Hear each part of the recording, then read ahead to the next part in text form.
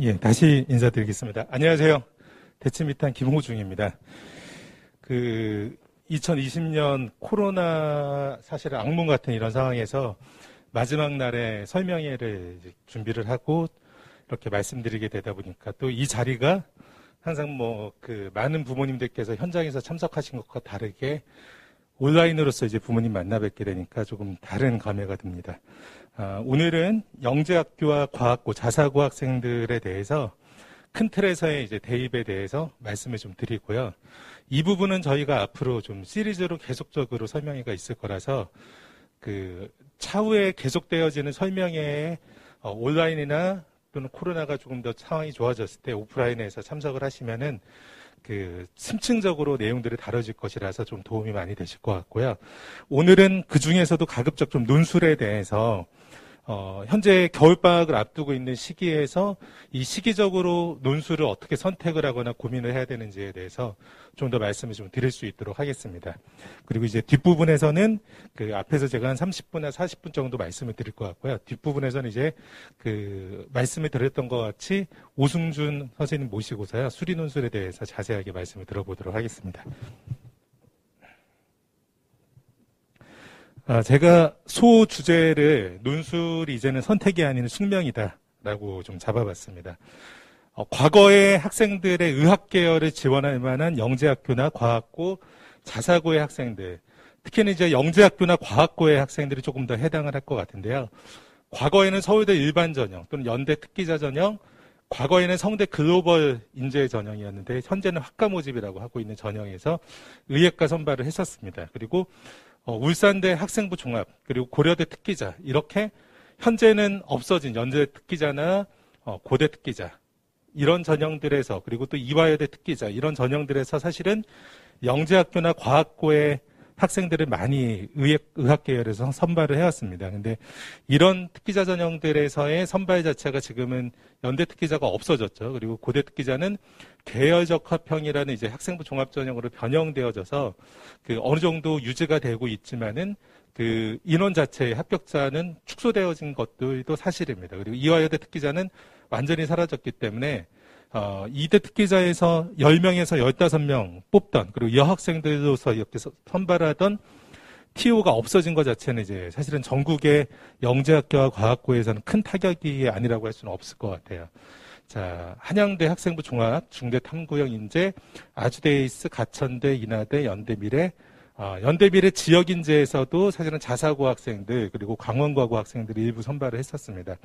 단국대 DKU 인재는 최근에 신설되어진 전형이고, 경북대학종, 부산대학종, 이런 학교들이 과거의 수시 지원의 의학 계열의 지원의 분포 풀이었다고 한다면 최근에는 서울대 일반, 연대 활동우 수형, 그리고 성대 학과 모집, 가톨릭대 학교장 추천, 연대 활동우 수형은 이곳 같은 경우에는 선발 가능성은 있지만 사실은 학교당 한 명이 채 되지 않게 학생들이 합격이 보통 평균적으로 되고 있기 때문에 이것들도 과거의 연대 특기자에 비견할 만큼 학생들이 선발되고 있는 전형이라고 말하기는 어렵습니다.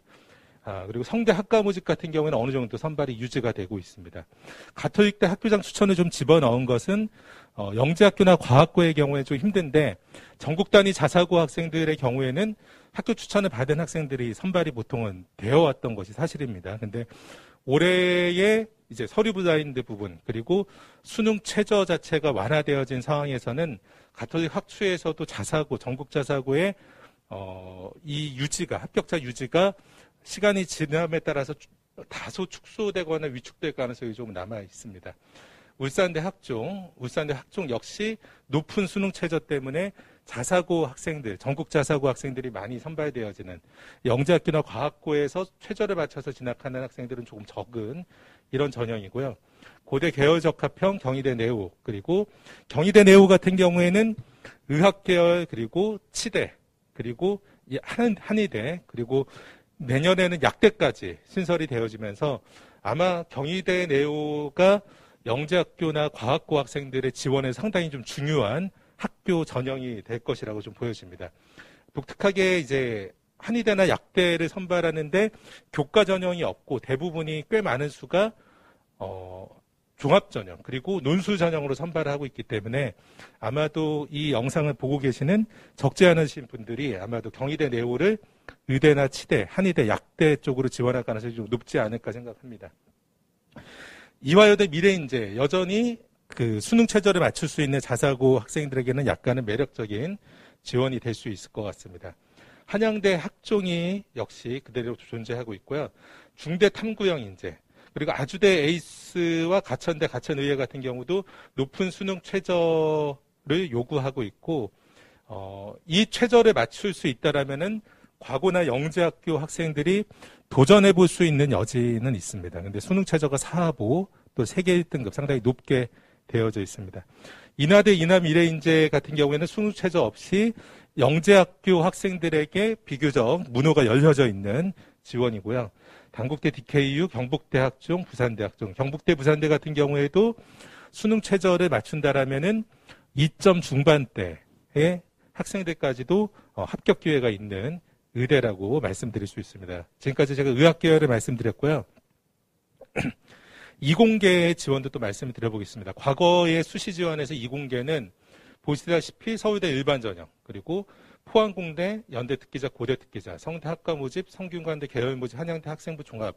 자, 이렇게 학교와 전형들이 나타나는데, 상위권에서의 이공계를 희망하는 학생들은 사실은, 연대 특기자나 고대 특기자가 있을 때에는 비교적 6개 지원을 채우기가 조금 수월했었던 상황이 있었습니다. 하지만은 최근에는 이제 서울대 일반이나 포항공대를 제외하면은 연대 활동우수에서도 선발되기가 만만치가 않은 점이 있고요. 그리고 고대 계열적 합평은 뭐 여전히 어느 정도 유지가 되고 있지만은 과거 고대 특기자에 비해서는 축소되어진 부분이 있기는 합니다. 선발하는 인원도 축소가 됐고 실제로 그 안에서 합격하는 비율 자체도 약간 축소되어진 부분이 있습니다. 작년까지의 고대 특기자 같은 경우에는 일반고에서 선발되어지는 비율이 자율형 사립고까지 포함을 했을 때 7% 정도 수준밖에 이르지 않을 정도로 특목 자사가 사실 맹유를 떨쳤던 전형인데 올해부터 이제 계열적 합평으로 선발이 전형이 바뀌면서 이 부분에서 좀 주춤하는 것이 현재의 상황입니다. 성대 학과 모집, 성대 계열 모집, 이곳 자체도 지금 과거 4점대 학생들의 불합자가 꽤 과거에 비해서 많이 늘어나고 있는 전형입니다. 하지만은 성대보다도 서강대가 더 타격이 있죠. 서강대 1차랑 2차 같은 경우에는 한성과고나 좋은 과고라고 비교적 이야기할 수 있는 과거의 경우라고 하더라도 사초에서도 떨어지는 학생들이 지금 몇 년 전부터, 3, 4년 전부터 나타나고 있습니다. 그러다 보니까 학생들의 과거에서의 중위권 학생들이 지원해야 될 학교가 상당히 낮아져 가고 있어서 중대 탐구형 인재나 중대 다빈치형 인재까지 좀 더 유리한 것은 중대 탐구형 인재지만은 중대 다빈치형 인재까지도 같이 지원을 하고 있는 학생들이 늘어나 있고 학교에서도 대부분의 과거에서의 중위권 성적을 유지하고 있는 경우는 아마 여름이 되면은 학교에서 또는 학기 초가 되면은 중대 지원에 대해서 아마 염두하라는 그런 학교 선생님의 가이드를 얻게 될 것입니다. 자, 새롭게 좀 부상되어진 것이 과거에는 인하대 인하미래인재나 아주대 에이스 이런 전형에서도 4점대나 4점 후반대 또는 5점대 이하의 학생들이 이 학교라도 합격하기 위해서 지원을 했었고 실제로 4, 5년 이전에는 수월하게 합격을 했었습니다. 하지만은 4, 5년 정도 전부터 기점을 해서 인하대나 아주대 합격이 어려워진 학생들이 좀 나타납니다. 4점대임에도 불구하고. 그러다 보니까 그런 학교들에 대한 대안으로 떠오른 것이 경희대 내오와 서울대 시립대 학종, 건국대 KU 자기추천, 동국대 두드림 이러한 4가지 정도. 특히나 시립대나 건대, 동대는 최근에는 아주 우호적으로 과고나 영재학교까지는 아닌데 이제 과고의 학생들 그리고 자사고 학생들에 대해서 상당히 우호적으로 선발했었던 모습을 볼 수 있었습니다. 자, 밑함에서 저희가 설명회를 하는 과정 중에 문자 메시지를 통해서도 좀 말씀을 드렸을 텐데요. 영재학교 그리고 과학고 전사고를 위한 논술반에 대해서 간략하게 좀 설명을 드리겠습니다. 아마도 가톨릭대나 울산대, 그리고 한양대나 경희대, 중앙대, 그리고 아주대, 인하대, 그리고 연대, 미래캠퍼스, 경북대, 부산대, 의대, 이러한 학교들에 대한 의대 진학을 목표하는 학생들이 적지 않게 있을 것 같아요. 그것은 수시 지원 자체가 충분한 기회를 확보하지 못하고 있는 상황 때문에 그렇습니다. 그래서 상위권 학생들에게는 결국에는 연대나 카이스트에 충분히 진학할 수 있는 가능성이 높다라고 하면은 남는 3장이나 2장의 카드가 결국에는 다시 이 논술 전형에 가장 적합하게 준비들을 해가고 있는 것이 최근에 대부분 부모님들의 그 생각이신 것 같아요. 자, 그리고 이제 연대 치대나 경희대 치대, 경북대 치대, 이러한 학교들도 지금 논술로 선발을 하고 있고요, 올해. 경희 한의대, 그리고 내년 같은 경우에는, 연대, 그리고 중앙대, 성대, 그리고 경희대, 동국대, 고대, 세종의 학교들 6개 학교는 약대를 논술로 선발을 하기 때문에, 그리고 비교적 수능 최저가 조금 낮게, 완화되어져 있는 상태로 선발을 하기 때문에 아마도 2과목 또는 3과목의 높은 최저죠. 2과목, 3과목 정도는 열심히 공부해서 수능 최저를 충분히 맞출 수 있다라고 판단이 될 만한 영재학교나 과학고의 학생들이 꽤 있을 것 같아요. 그래서 이제 그런 학생들은 2과목이나 3과목으로 약대 최저를 맞춰서 약대 논술을 진학할 수 있는 것들을 아마 고민들이 시작되시고 움직이시는 것 같습니다. 그래서 저희가 영재학교나 과학고 또는 자사고 학생들에 대해서 논술 홍보를 이제 시작을 했을 때 적지 않게 문의가 있고 실질적으로 바로 온라인으로 수업에부터 첫 해부터 참여를 하겠다라고 적극적으로 밝히고 계신 것 같습니다.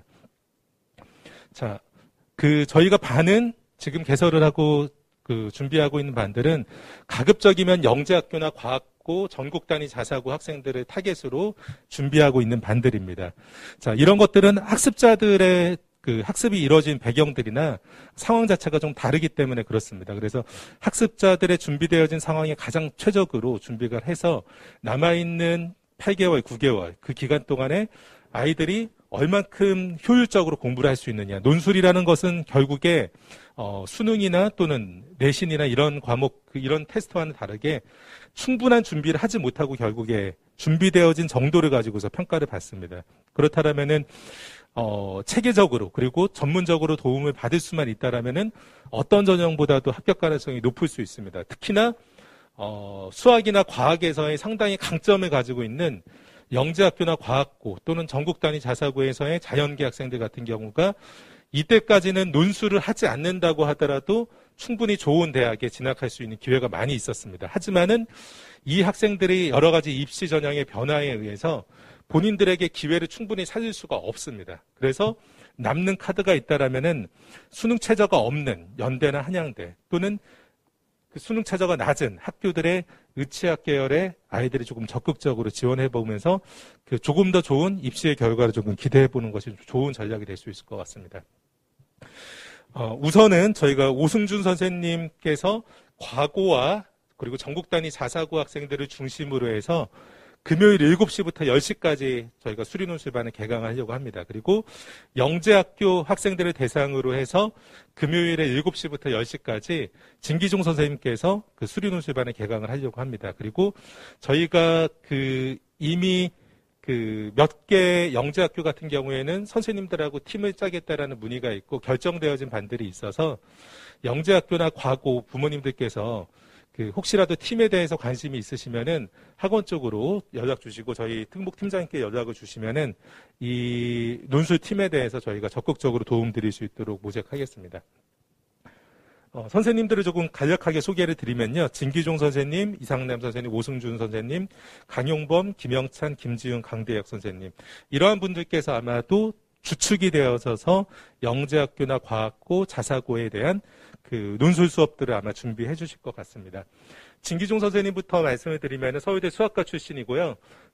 제가 미탐에 11년도, 12년도부터 있었는데요. 제가 오기 전부터, 한 3, 4년 전부터 미탐에서 의학계열 논술에서 압도적으로 대치동에서 실적들을 만들어 왔죠. 그래서 현재도 의대 논술을 희망하는 학생들 중에서 최상위권의 학생들, 의대 논술을 해서 2개 학교 또는 3개 학교를 동시에 합격할 수 있는 이런 학생들은 사실은 진기종 선생님 수업을 가장 선호합니다. 그래서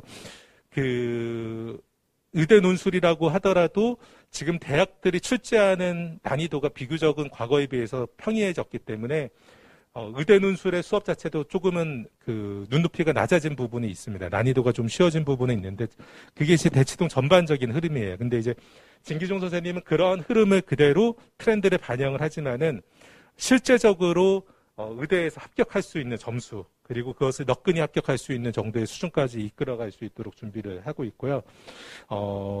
논술 수업에서 과제도 있습니다. 보통의 논술 수업에서는 새로운 논제에 대한 풀이 이런 과제들은 조금 없는 편인데 수업에서도 좀 과제를 부여를 해서 아이들의 실력이 조금 충분하게 단단하게 좀 쌓여질 수 있도록 그렇게 수업을 이끌어 가시는 게 특징입니다. 자, 이상남 선생님, 아마 영재학교 부모님들 중에서 또는 과거 부모님들께서 조금 아실 수도 있을 텐데요. 3명, 4명, 뭐 이렇게 소수의 팀이라도 수업을 해주고 계세요. 그래서 그 반에서 인원이 많지 않은 반인데도 연대 의대 합격자가 이제 3명이 나오고, 좋은 영재학교 여러 가지 개인 수업 이런 부분들도 문의들이 많아서 위탐에서 도움을 주시고 계시는 상황입니다. 종로학원에서 수리논술 전임으로 하시고 수업을 하시기 때문에 이른 오전부터 늦은 저녁까지 일주일 내내 수리논술 수업만 하시는 분이시죠. 그러다 보니까 새로운 논제나 새로운 유형들이 보이신다고 하더라도 상당히 즉각적으로 아이들한테 첨삭을 잘 해주시고 지도를 해주시는 그러한 강점을 가지고 계십니다. 자, 오늘 이제 뒤에 이어서 말씀해 주실 오승준 선생님이신데요. 아마 이제 대치동에서 오승준 선생님 논술하면 모르시는 분은 없으실 거예요. 부모님께서 논술을 지금 생각하고 계시는데 오승준 선생님 이름을 모르고 계시다라면은 충분히 파악을 못하신 그런 상황이십니다.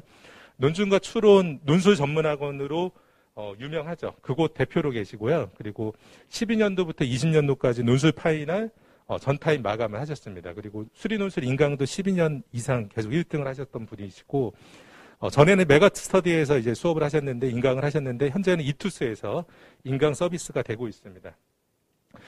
자, 오승준 선생님 수업은 선생님께서 뒤에서 말씀해 주실 테니까 넘어가도록 할게요. 강용범 선생님은, 대치동에서 현재 물리논술 1타시죠. 실제로 선배들이 강용범 선생님 수업에서 합격한 그런 사례들을 아마 구전에서 들으신 경우들이 좀 있으실 것 같아요. 김영찬 선생님, 화학논술 수강생 1타로 이렇게 계십니다. 그리고 김지훈 선생님은 이제 서울대 생명과학과, 카이스트 생명과학과 박사 하셨고요.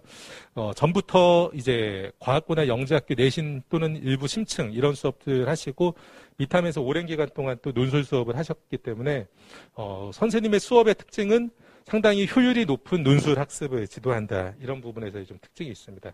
강대혁 선생님, 생명과학 팀이나 농구술 전타임 여름방학마다 항상 마감하시는 선생님이시고요. 실질적으로 구술에서나 논술에서 득점할 수 있는 방법으로 지도하시는 것이 좀 특징입니다. 개강하는 시기는 지금 같은 겨울방학을 앞두고서 또는 3월이나 5월, 그리고 여름방학 때, 5월과 여름방학 때 문의가 가장 많긴 합니다. 근데 아마도 올해 같은 경우를 학습을 조금 제대로 했다라고 하면은 2022년 대입에서는 논술을 조금 앞서서 준비한다라면은 전혀 예상하지 못했던 결과를 얻을 수 있을 것 같아요. 아마도 제가 올해 크리스마스 전후로 해서 적지 않게 받았던 인사가 원장님께서 논술 권유해 주셔서 전혀 생각지도 못했던 논술에서 합격했습니다. 이런 이야기 크리스마스 전후로 상당히 많이 받았거든요. 아마 그런 이야기들의 주인공이 될 수 있지 않을까 생각합니다. 여름방학이 지난 9월 시점에서도 수시 원서가 전부 다 결정된 이후에 아마도 이때도 출발할 수 있는 시기가 보통 있었기 때문에요.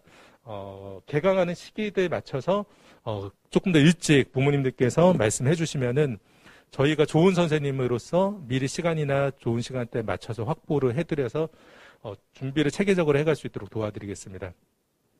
현재 미탐에 있는 수리논술하고 과학논술 정규반 시간표인데요. 이것은 홈페이지 참고하시면 될 것 같아요. 자, 제가 이제 본격적으로 대입 이야기를 하게 될 텐데 시간이 벌써 많이 갔네요. 예.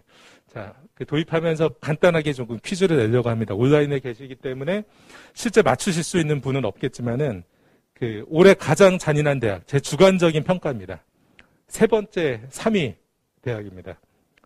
동국대 입니다. 동국대 두드림 전형에서는 어떤 이유 때문이냐면은 수능을 보는 12월 3일 날 바로 이틀 전에 두드림 학종에 대한 면접 대상자를 발표했죠. 아마도 면접 대상이 된 학생들은 다행이었겠지만은 면접 대상에서 떨어진 학생들은 가뜩이나 수능 때문에 불안한 이런 상황에서 면접 대상까지도 안 된, 또 여기에 이제 코로나 같은 상당히 위중한 이런 상황에서 아마도 상당히 사기 저하되어졌을 대학들의 일정이었기 때문에 제가 세 번째 3위로 선정을 했습니다. 자, 2위 대학입니다. 자, 2위는 고려대 학업우 수형 숙대 숙명인재 2 가천대 가천의예입니다. 자, 여기에서 아마 온라인으로 참여하신 분들 중에서는 가천대 가천의예 이런 곳 생각하시는 분들도 계실 수 있어요. 그리고 고려대 학업우 수형 일부 생각하시는 분들도 계실 수 있을 것 같아요. 이게 이제 작년까지는 고대 일반 전형이었는데요. 제가 면접 지도를 할 때 사실은 과거 학생들 중에서 당시에 사하부 최저 맞춰서 재학생이나 또는 재수생 중에서도 의과대, 고대 의과대 학업우 수형 면접 대상 돼서 면접 지도 받으러 오는 학생들이 있었습니다. 그래서 아마 이 안에서 고대랑 가천대의에 아마 실제적으로 준비를 해야 되는 학생들도 있고요. 과거에서나 자사고에서 사실은 내신이 좋지 않고 진학할 방편이 마땅치 않은 여학생들 같은 경우에는 숙명여대 숙명인재 2 같은 경우도 고려할 수도 있습니다. 근데 이 세 개 학교의 전형들을 잔인한 대학 2위로 했습니다. 그것은 수능 시험 본 날, 수능 시험이 끝나고 나서 집에 왔더니 면접 대상자가 아닌 발표를 들을 수도 있었기 때문에 잔인한 대학 2위로 선발했습니다. 가장 잔인한 대학 1위는 건양대를 선정을 했습니다. 건양대를 선정한 이유는 면접 대상 발표일은 12월 24일입니다. 사실은 올해 같은 경우에는 23일 날 수능 성적표를 받았기 때문에 수능 성적표를 받죠. 그리고 그 다음날 면접 대상자를 발표합니다. 크리스마스 이브 늦은 오후에 면접 대상자 발표를 하죠. 자, 그리고 더 잔인한 것은 12월 25일 크리스마스 때 면접을 합니다. 그래서 이 잔인한 대학은 학생들에게만 잔인한 것이 아니라 교직원들, 교수님들께도 상당히 잔인할 것이라고 생각을 해서 잔인한 대학 1위로 선발을 했습니다. 자, 의학계열부터 말씀을 좀 드릴게요. 자, 2022학년도 의학계열에 의대부터 조금 이야기를 하면은 전형마다 모집 인원이 좀 변동이 있었습니다. 연대가 추천형으로 해서 교과로 옮겨간 부분들이 활동우수 선발이 55명에서 42명으로 축소되어진 것이 아마 최상위권 영재학교나 과학고 학생들에게 약간 변화의 부분을 조금 인지를 하셔야 될 부분이 있을 것 같고요. 가톨릭대도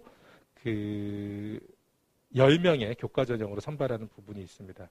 자, 변화가 있는 부분들을 이제 노란색으로 조금 표시를 했습니다. 그래서 논술 전형에서는 울산대와 가톨릭대, 그리고 경희대와 중앙대. 중앙대가 선발하는 인원은 약간 줄였습니다. 그리고 한양대 18명, 아주대 10명, 인하대 12명, 그리고 연대미래 15명, 이렇게 의대에 선발하는 논술 전형이 있습니다.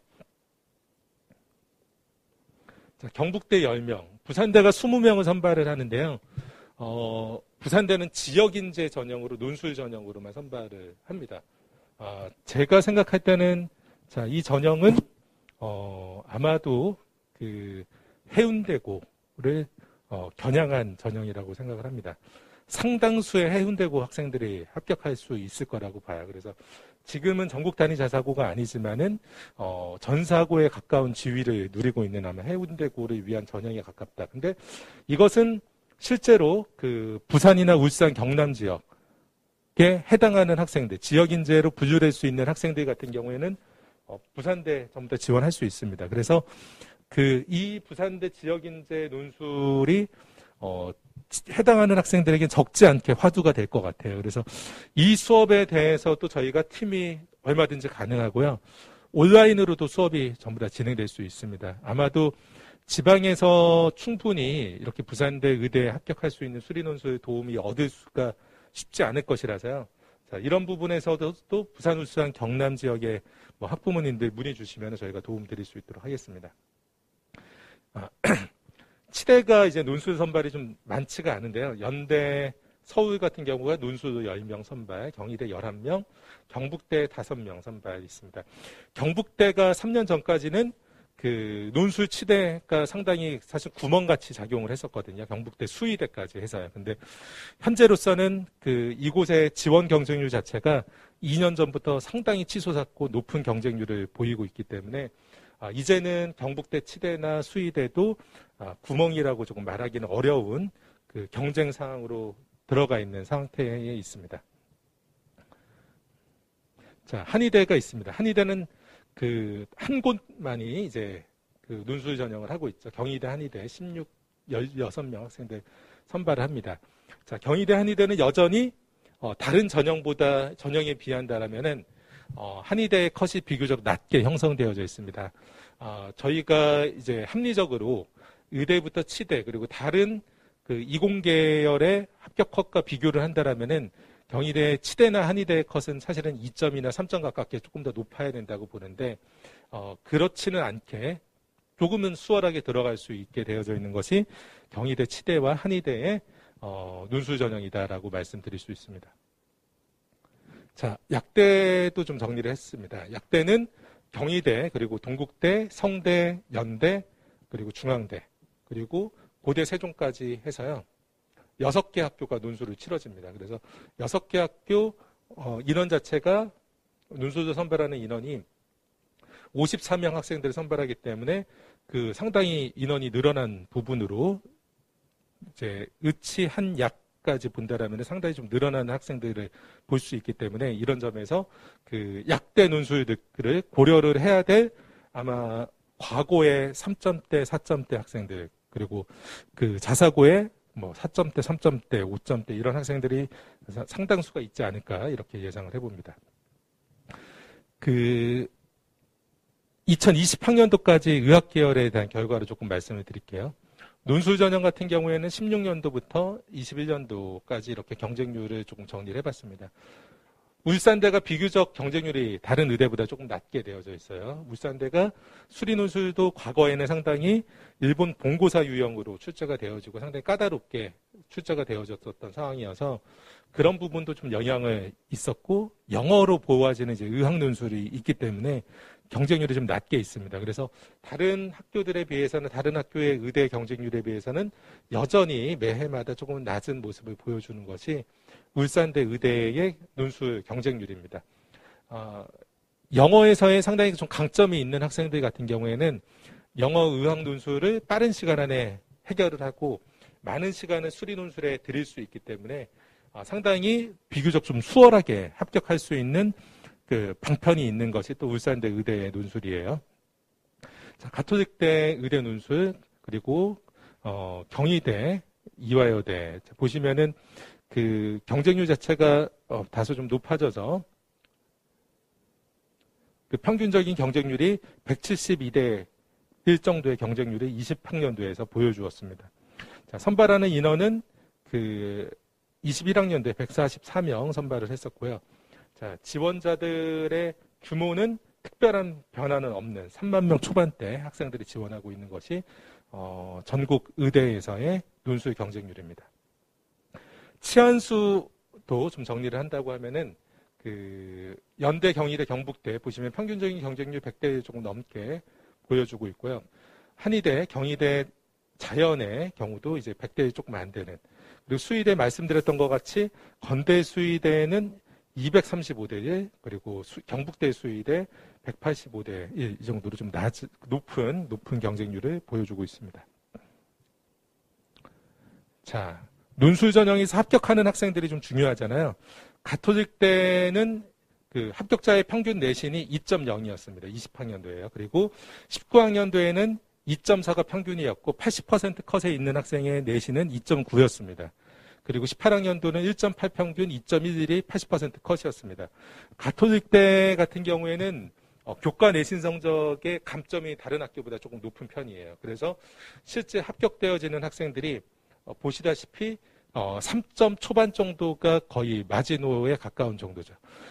이것은 교과 성적이 3점대가 보다 떨어지면은 그 교과 감점이 크기 때문에 논술도 합격할 수 없느냐라기보다는 평소에 그 정도의 내신은 보여줬던 학생이 실제 논술 실력도 있기 때문에 합격하고 있는 그런 모습입니다. 그래서 가톨릭대 논술을 지원하실 때는 내신 부분을 조금 더 염두를 하셔야 되는 상황입니다.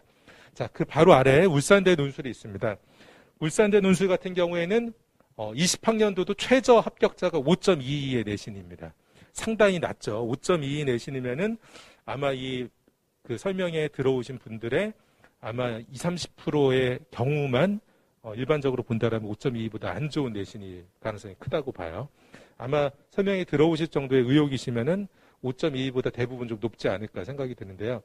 자, 이 말은 울대를 합격하는 데는 5.22 정도의 내신은 큰 문제가 되고 있지 않은 것입니다. 19학년도에도 최저가 5.04였습니다. 18학년도는 3.03이 최저였는데요. 자, 이것은 실제로 최저를 충족한 나쁜 내신의 학생들이 드물기 때문에 그렇습니다. 가톨릭대 경우같이 말씀드린 것 같이. 하지만은 18학년도랑 19학년도, 20학년도로 갈 때 교과의 배점이 달라진 것이 아니고 그 교과 배점은 동일합니다. 근데 배점이 동일한데도 불구하고 최근에는 점점 더 낮은 내신의 합격자가 논술에서 나타나고 있는 것이에요. 그래서 울대 지원할 때는 교과 성적이나 이런 부분들은 상당히 여유롭게 생각할 수 있을 것 같아요. 자, 합격자들에서의 이제 논술 점수를 한번 보도록 하겠습니다. 자, 18학년도를 보면은 433.34가 평균입니다. 합격자 점수의 평균입니다. 근데 그때 당시에 만점자는 600점이었습니다. 그리고 최저점은 395점을 받고 합격을 했었던 학생이 있습니다. 자, 600점 만점인데 점수를 고득점을 대부분 못하고 있습니다. 그래서 아이들이 감점을 많이 당하고 있죠. 울대 논술 같은 경우에는요. 자, 그리고 또 한 가지 주목할 만한 것은 평균이 433점인데 최저점이 395점이라는 것입니다. 여기에서만 하더라도 거의 40점에 가까운 점수 차이가 나타나고 있어요. 자, 이것은 최고점을 받은 학생은 제가 입수했었던 자료를 통해서 보면은 세 모두 다 500점 초반대의 합격자도 있었어요. 그래서 울대 논술은 어떤 학교보다도 합격자의 논술 점수의 편차가 큰 학교입니다. 그래서 500점 초반에서부터 300점 후반대까지 100점이 넘는 편차를 가지고서도 합격을 하는 곳이 울산대 논술이에요. 그래서 울산대 논술 같은 경우에는 이렇게 실제로 논술 결과에서도 보다시피 많은 학생들이 준비가 되지 않은 상태에서 논술에서 합격을 하고 있는 모습들을 보여집니다. 자, 19학년도의 경우에 보더라는 19학년도가 논술이 이때는 좀 비교적 평이했었던 해인데요. 349.9 평균, 최저가 329점. 이때라고 하더라도 평균과 최저의 점수가 20점 넘게 차이가 크게 나타나고 있습니다. 20학년도는 최고점이 368점, 600점 만점이었을 때요. 그리고 평균이 327점, 최저점은 304점. 20학년도에는 64점의 최고점과 최저점의 편차가 나타나 있었습니다. 자, 논술에서도 추합이 있죠. 가톨릭대도 6명, 3명, 1명으로 줄어들었고 울산대도 7명, 1명, 1명으로 좀 줄어들었습니다. 최저 충족은 울산대가 이제 4합 5 수능 최저를 그리고 탐구 한 과목으로 수능 최저가 되어져 있는데요. 이 경우에 수능 최저 같은 경우에는 수능의 난이도에 따라서 25% 전후 정도가 충족이 요건이 됩니다. 자, 18학년도 어려웠었죠. 19학년도 국어가 어려웠죠. 영어가 그리고 또 1등급이 5% 정도 수준밖에 안 됐었던 해입니다. 그러다 보니까 최저 충족이 23.3% 수준, 그리고 20학년도 비교적 편리하게 출제되면서 25% 좀 넘게 나왔습니다. 그래서 울산대 최저 충족은 지원자의 한 25% 정도가 된다라고 하기 때문에 경쟁률이 100대 조금 넘습니다. 그래서 수능 최저를 이 안에 대입을 해보면은 경쟁률이 수능 최저를 맞춘 학생들은 한 30대 1 정도가 안 되는 것이죠. 실제로 높게 본다고 하더라도요. 자, 30대 1이 되어지는데 그 학생 중에서는 수능을 사실은 최저를 맞추고 더 좋은 성적을 받아서 응시를 안 하는 일부 학생들도 남아 있습니다. 정시로 울대 의대 이상 갈 수 있는 학생들이 있기 때문에요. 자, 그런 학생들이 소수 빠져나갑니다. 자, 아마도 25대 1에서 30대 1 정도 사이가 매년마다 됐었던 것 같은데요. 저희가 볼 때 선생님들하고 오랫동안 이렇게 이야기를 해보는 결과로서는 실제로 수능 최저를 맞추고서도 그 안에서 논술을 체계적으로 준비된 학생은 높아야 50%가 못 된다라고 이렇게 이야기를 합니다. 보통은 40% 수준, 그리고 허수 지원이 많은 경우는 그 안에서 30% 정도밖에 논술을 준비가 된 학생들이 없다고 보기 때문에 이 경우에도 역시 적용을 하면은 실질 경쟁률은 10대 1이 안 되는 결과가 나타나게 됩니다. 자, 그렇기 때문에 논술이라는 것의 경쟁률이 100대 1이다 또는 300대 1이다 이런 것은 최저나 이런 부분들이 고려됐을 때 상당히 허수인 경우들이 많고 적지 않게 논술도 종합전형과 유사하게 10대 1에 근접해가는 것이 일반적인 논술에서의 실질 경쟁률이라고 생각할 수가 있습니다. 자, 경희대 논술로 넘어가겠습니다. 경희대 논술 같은 경우에는 의대에서 내신의 평균이 합격자 평균이 2점 중반대, 2.65 평균, 2.4 평균, 2.8 평균. 경희대 논술 평균은 더 좋지 않은 학생들 합격자가 있습니다. 그래서 경희대는 교과 성적에 대한 감점이 크지도 않고 작지도 않은 학교입니다. 그래서 실질적으로 나타나는 것이 5초 정도까지 거의 나타날 수 있다고 봐요. 울산대는 6초 정도까지도 충분히 합격자가 나타날 수 있다고 보는데 경희대는 5초 정도까지가 경희의대의 합격자 수준이라고 보고요. 자, 합격자들의 논술 점수는 85.9, 93.3, 81.9 정도가 나타나고 있고요. 경희대는 수능 최저가 3합 4 이렇게 가장 여유로운 수능 최저를 가지고 있기 때문에요. 이 수능 최저에서 충족률은 보통 30% 초반에서 33% 정도 됩니다. 그래서 그 3분의 1 정도가 허수다 이렇게 생각을 하시면 될 것 같습니다. 자, 이대 논술은 이제 의예과 선발이 없어졌죠. 그리고 한양대 논술은 이제 10명, 9명, 8명 이런 식으로 계속 선발을 하고 있는데요. 그 한양대 논술의 평균 점수는 이제 그 매 해마다의 난이도에 따라서 그 편차가 조금 있습니다. 근데 성적상으로 보면은 100점 만점으로 본다라고 하면은 90점 조금 넘는 점수가 한양대 논술에서의 합격자 평균 점수입니다. 한양대 논술에서 가장 그 좋은 결과를 내고 있는 것이 영재학교 학생, 그리고 서울에 있었던 과고 학생, 그리고 지방과고라고 하더라도 수학에 좀 재능이 있는 학생들이 그 합격하는 모습들을 많이 보였습니다. 그래서 어떤 학교의 논술보다도 수능 최저가 없다 보니까 한양대 논술에서 영재학교나 과학고에서의 추업까지 고려한다라고 하면은 그 60%, 70%에 넘는 합격자의 모습을 보이고 있는 것이 한양대 논술에서의 합격자 그 소속 학교들입니다. 자, 중대 논술이 있습니다. 중대 논술은 합격자 평균은 이제 83.7 평균 그리고 편차가 1.9입니다. 중대 논술은 합격자 내신의 평균이 1.2입니다. 그리고 편차가 0.3입니다. 자, 이것은 중대가 논술을 그 교과 성적을 많이 보기 때문이 전혀 아닙니다. 자, 상위 단위수에 대해서 주요 과목들에 대해서만 중대에서 논술을 평가하는 방식에 의해서 지금 나타나 있는 것이기 때문에요. 중대 논술은 내신이 거의 반영이 실질적으로 되지 않습니다. 뭐 경북대를 비롯해서 중앙대 거의 논술 성적의 논술 전형에서 교과 성적이 가장 적게 반영되다시피 하고 있는 학교거든요. 그래서 그 수치는 현상적으로 나타나 있는 것이고 중대에서 교과를 그 점수를 매기는 방식으로 되어져 있는 거기 때문에 큰 걱정은 이제 안 하셔도 될 것 같습니다. 자, 아주대 논술 같은 경우를 말씀드리겠습니다. 아주대도 역시 합격자 최저를 보면 4.42, 4.29의 최저들이 있었습니다. 물론 높은 내신도 당연히 있죠. 자, 아주대 논술은 경쟁률이 높지가 않았습니다. 자, 아주대 경쟁률이 좀 높지 않은 이유는 생명과학 논술을 필수로 봐야 되는 그 단서가 있기 때문에 그래요. 그래서 과학 논술을 본다고 하면은 경쟁률이 꽤 될 텐데 물리 논술을 준비하거나 화학 논술을 준비하는 학생들은 아주대 논술을 볼 수가 없어요. 그래서 생명과학 논술이 필수로 되어 있기 때문에 아주대 논술이 생명과학 논술을 통해서 자, 지원자가 조금 줄어들어 있는 상황입니다. 생명과학 논술을 통해서 10명의 학생을 선발하고 있기 때문에 생명과학에 특기가 있는 학생들은 아주대 논술이 아주 좋은 기회가 됩니다.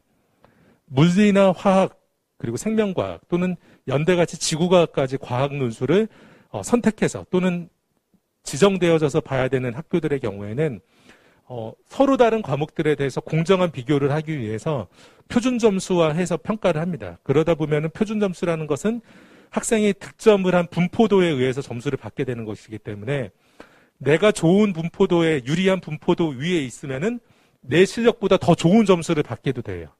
그리고 내가 나쁜 분포도에 있으면은 내 실력보다도 더 나쁜 표준 점수를 받게 됩니다. 그것이 상대평가라는 표준 점수의 그 맹점입니다. 그러다 보니까 특정의 과학 과목을 선택을 해서 연대 의대 합격자의 80% 가깝게 나타났었던 경우도 있습니다. 자, 이런 경우들은 이제 물리나 화학, 생명, 지구과학에 대해서 유불리는 다음에 이제 설명해서 조금 더 자세하게 다룰 텐데요. 자, 이렇게 생명과학 같은 경우에는 다소 불리할 수도 있는 과학의 논술 과목입니다. 근데 그래서 다른 학교들이 그 생명과학 논술을 선택하고 10명의 합격자가 나오기가 어려워요, 실제적으로. 근데 아주대에서는 10명이나 그 생명과학 합격자들을 낼 수 있기 때문에 생명과학에 강점이 있는 학생은 이 아주대 논술 의대가 아주 좀 중요하게 될 수 있는 지원입니다. 자, 인하대 같은 경우에 논술을 보면은 역시 마찬가지 수능 그 교과 성적을 많이 보지 않는데요. 4점대 그 내신 최저 합격자들이 좀 보이죠. 그리고 2점 중반, 중후반대의 등록자 평균들을 볼 수가 있습니다. 아주대, 인하대 역시 모두 다 교과 성적 많이 보지 않고 있습니다. 자, 연대 원주 이제 2020학년도부터는 20년도부터는 이제 미래 캠퍼스라고 이야기를 하고 있는데요. 그 이곳에서도 역시 논술 합격자들은 2점 중반대 전후 역시 교과 성적 많이 반영되지는 않고 있고요. 지금은 이 연대 미래 같은 경우는 교과 성적을 아예 반영을 안 했습니다. 21학년도에는요. 그리고 동점자에 대해서만 Z 점수화해서 평가를 했었기 때문에 동점이 됐을 경우에만 문제가 좀 될 수 있는 상황이었습니다. 자, 연대 원주 미래 캠퍼스 같은 경우에는 논술에서 교과 성적을 지금 반영을 안 하고 있는 그런 상태로 되어져 있습니다.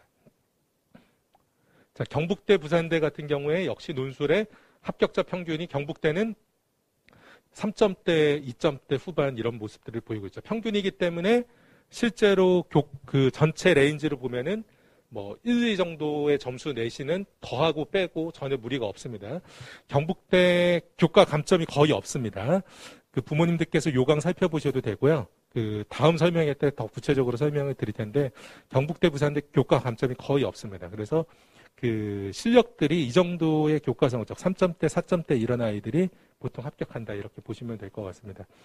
부산대 논술도 역시 평균이 3.1, 2.94, 2.76 비슷한 모습을 보이고 있고요. 경북대 논술 같은 경우에는 사보 그리고 탐구 한 과목 이런 최저를 보여줬기 때문에 25% 전후에 이제 수능 최저 충족률을 나타냈었습니다. 자, 치의학과까지 말씀드리고 제가 순서 넘겨드릴게요.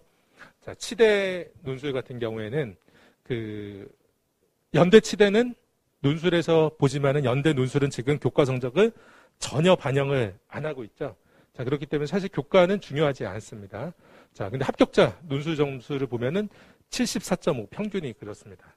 연대 논술이 사실은 그 일부 선생님들은 사실 우려를 했죠. 연대가 수능 최저를 없애면서 그 연대 논술의 평균 점수가 엄청나게 높아지지 않을까 이런 걱정들 하셨던 분들도 꽤 있었는데 실제로 결과적으로 그렇지 않았습니다. 출제됐었던 문제 자체도 난이도가 특별히 높아지지 않았고 오히려 아주 전통적이고 전형적인 유형의 문제들이 계속 출제가 됐었음에도 불구하고 합격자들의 점수 때는 전혀 변화가 없었습니다. 이게 상당히 의미 있었던 그 통계라고 봐요. 그래서 연대에서 내부적으로 이미 뭐 수능 최저를 없어야 한다고 하더라도 충분히 논술만으로 적합한 학생들을 선발할 수 있다는 것을 확인됐었던 것이고 그것이 최근에도 계속 결과로 나타나고 있습니다.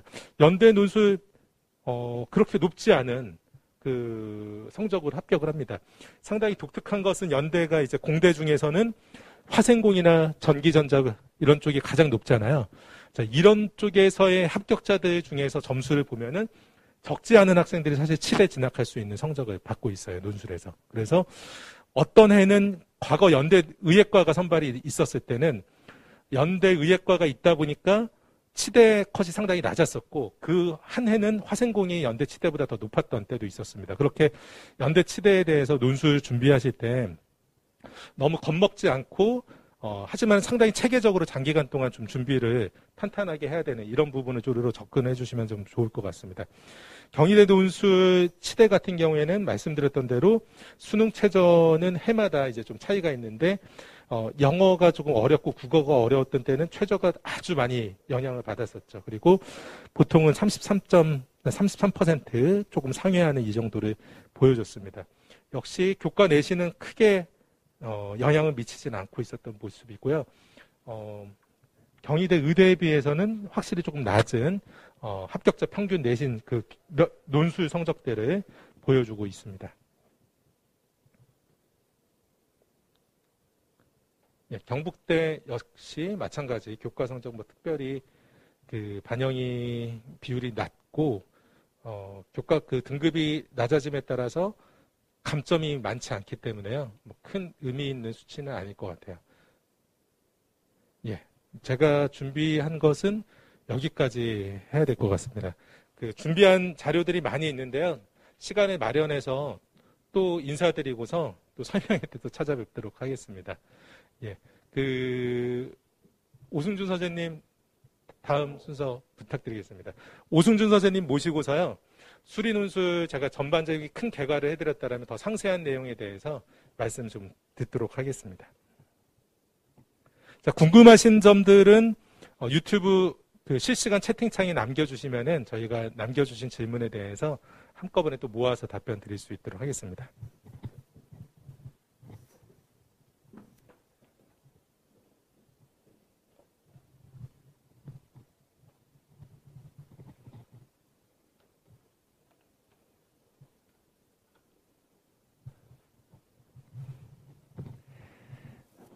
안녕하세요. 수리논술 오승준 선생님입니다. 반갑습니다. 이제 앞에서 그 소장님이 그 논술 전형에 대해서 또 이제 많이 말씀을 해 주셔서 제가 겹치지 않는 범위 내에서 일단 좀 이야기를 좀 해드리고, 그 다음에 그 수리논술에 대해서 또 제 수업에 대해서 말씀을 드리겠습니다. 일단 이제 논술 선발 인원은 이제 앞에서 많은 말씀이 있으셨는데 이제 요약하면 이렇습니다. 의학계열이 162명, 약대가 54명, 연세대 245명, 한양대 158명, 연세대 한양대는 이제 자연계열 학생 숫자고요. 요거 이제 의대 선발 인원이 있는데 잘 안 보이니까 넘어가겠습니다. 일단 이제 162명이고 그 자료도 첨부가 되는 거죠. 그러니까 그 제가 그 드리는 자료에 다 정리되어 있는 그 표의 내용입니다. 네.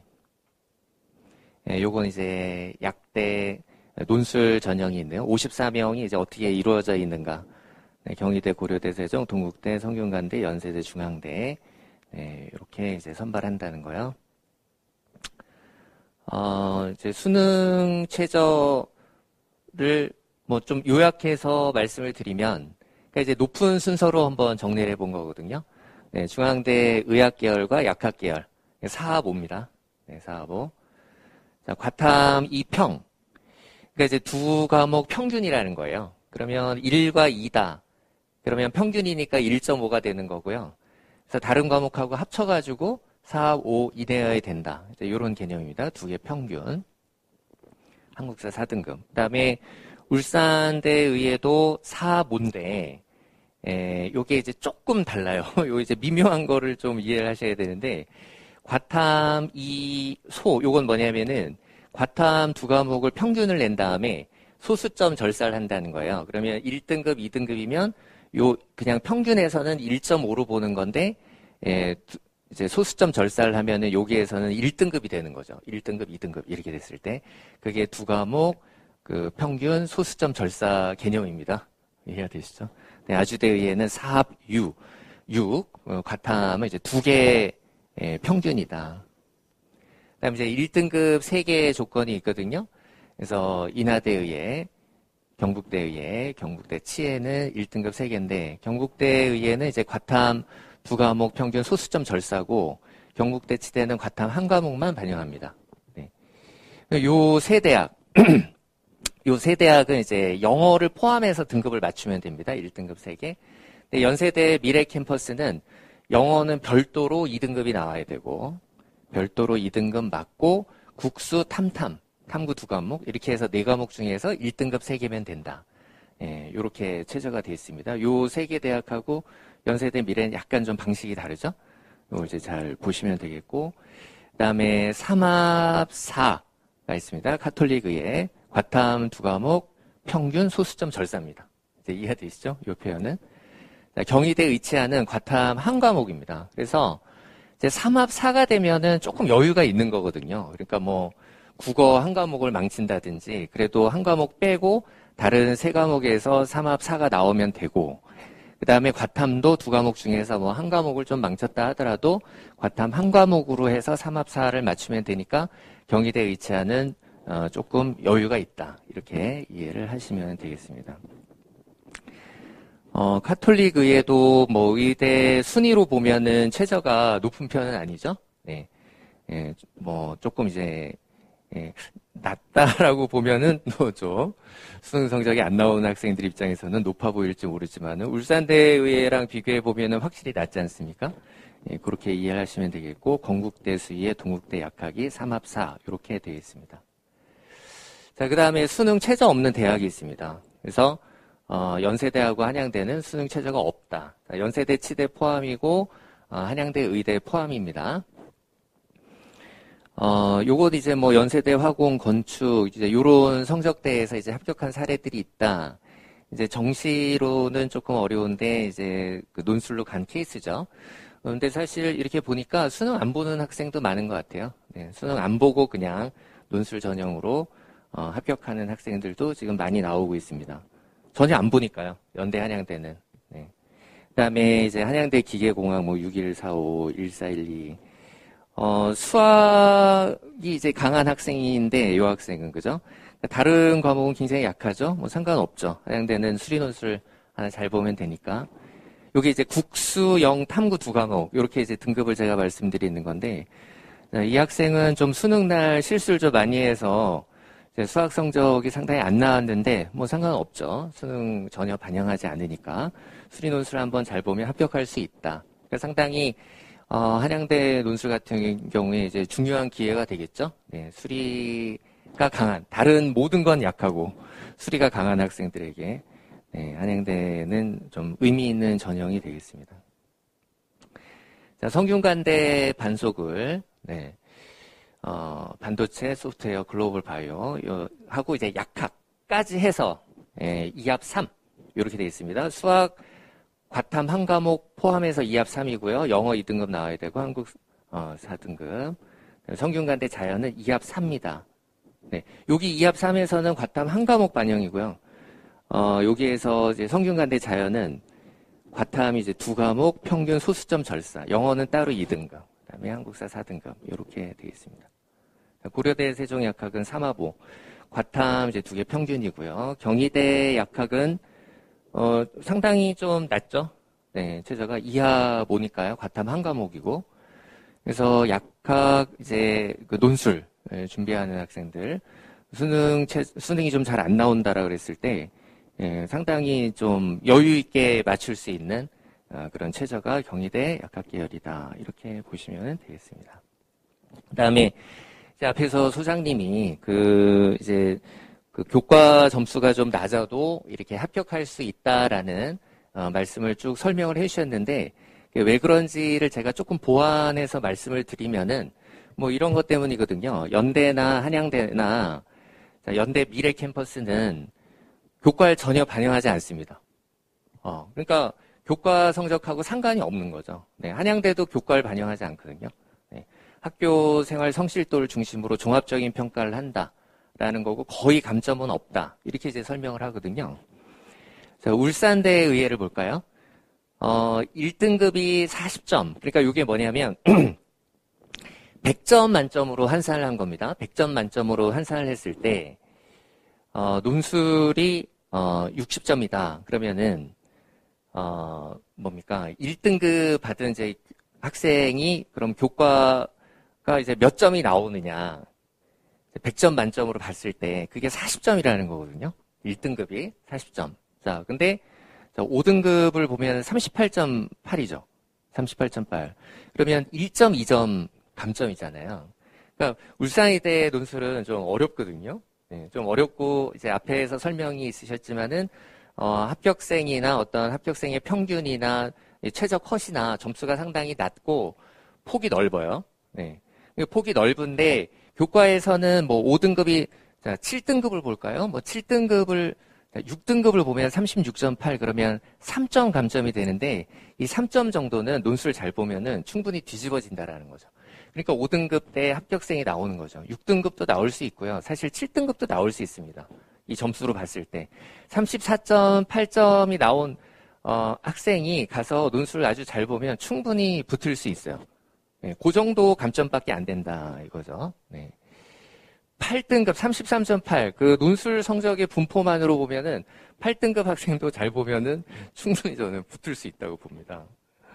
9등급은 어렵습니다. 40점은 못 뒤집습니다. 그죠? 네.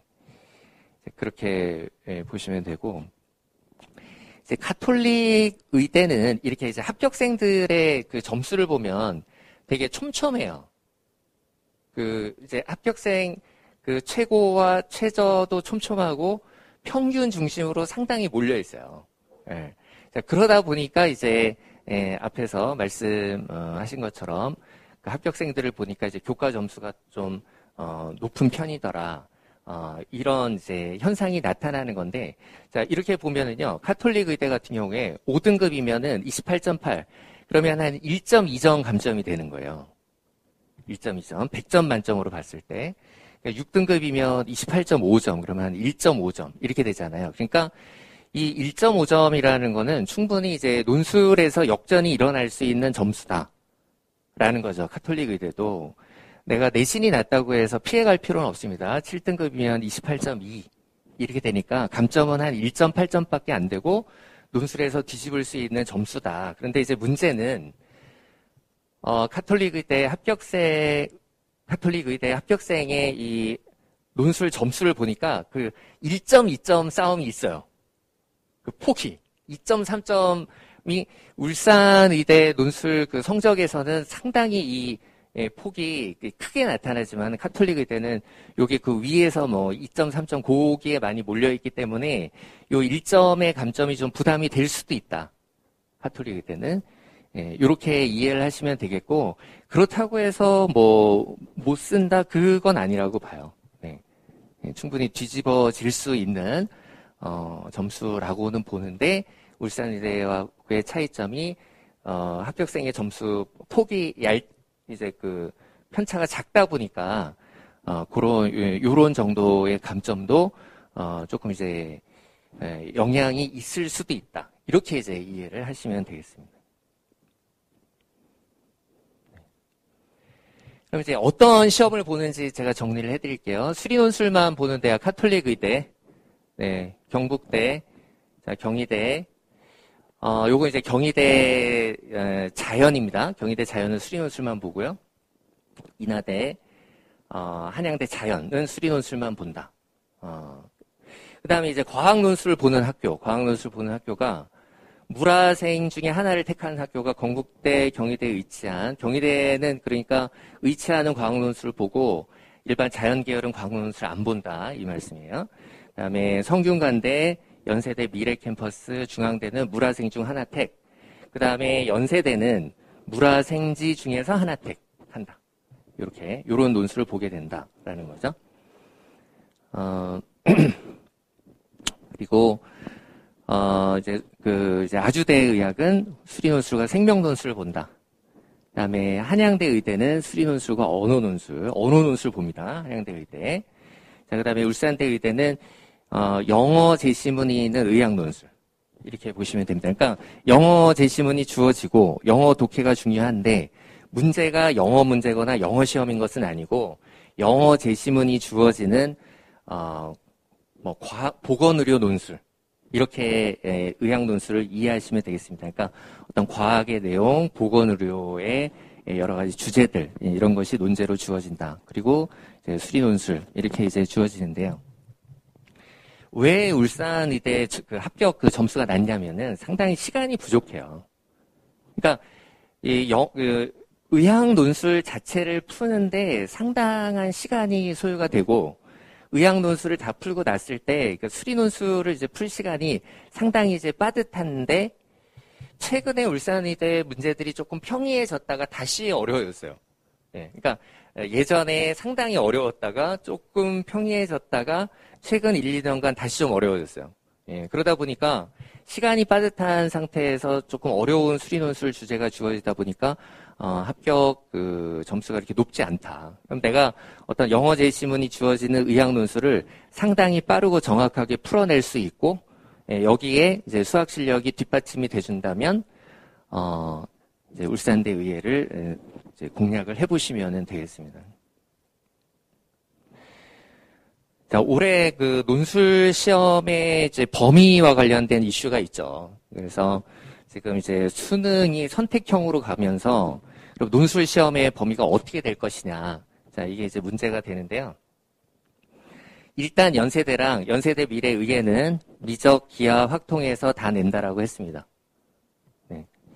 그 이제 미적과 기하 중에 수능은 이제 한 과목만 선택해도 되고 사실 뭐 확통을 안 하는 학생도 있고 뭐 이제 이런 어떤 이제 복잡한 상황에서 어쨌든 연세대 미래의예는 미적, 기하, 확통을 다 보겠다고 했어요. 다 보겠다. 그러니까 정말 다 보냐 자꾸 물어봐도 정말 다 본다고 지금 계속 답변을 하고 있거든요.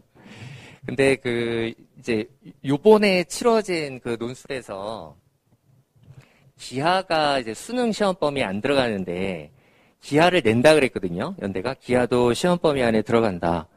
계속 얘기를 했는데 결국 기하가 안 나왔습니다. 근데 이거는 좀 그러면 어떤 무슨 큰 잘못을 한 거냐? 그러니까 이제 학교 입장에서는 이렇게 얘기할 것 같아요. 뭐냐면은 시험 범위 안에 들어간다라고 했지 꼭 낸다고 하진 않았다. 그렇게 뭐 할 얘기는 있겠죠. 우리가 어떤 뭐 시험 범위가 있다고 해서 뭐 모든 단원에서 다 문제를 내야 되는 건 아니잖아요. 그래서 그렇게 주장을 하실 수도 있겠지만은 올해 치러진 입시의 어떤 특수성, 그러니까 이제 수능 선택이 아니기 때문에 뭐 기하를 안 한 학생들도 있다라는 그런 특수성 속에서 기하를 시험 범위 안에 넣어놓고 실제 문제는 출제를 안 했다. 이건 좀 잘못하는 거라고 봐요. 네.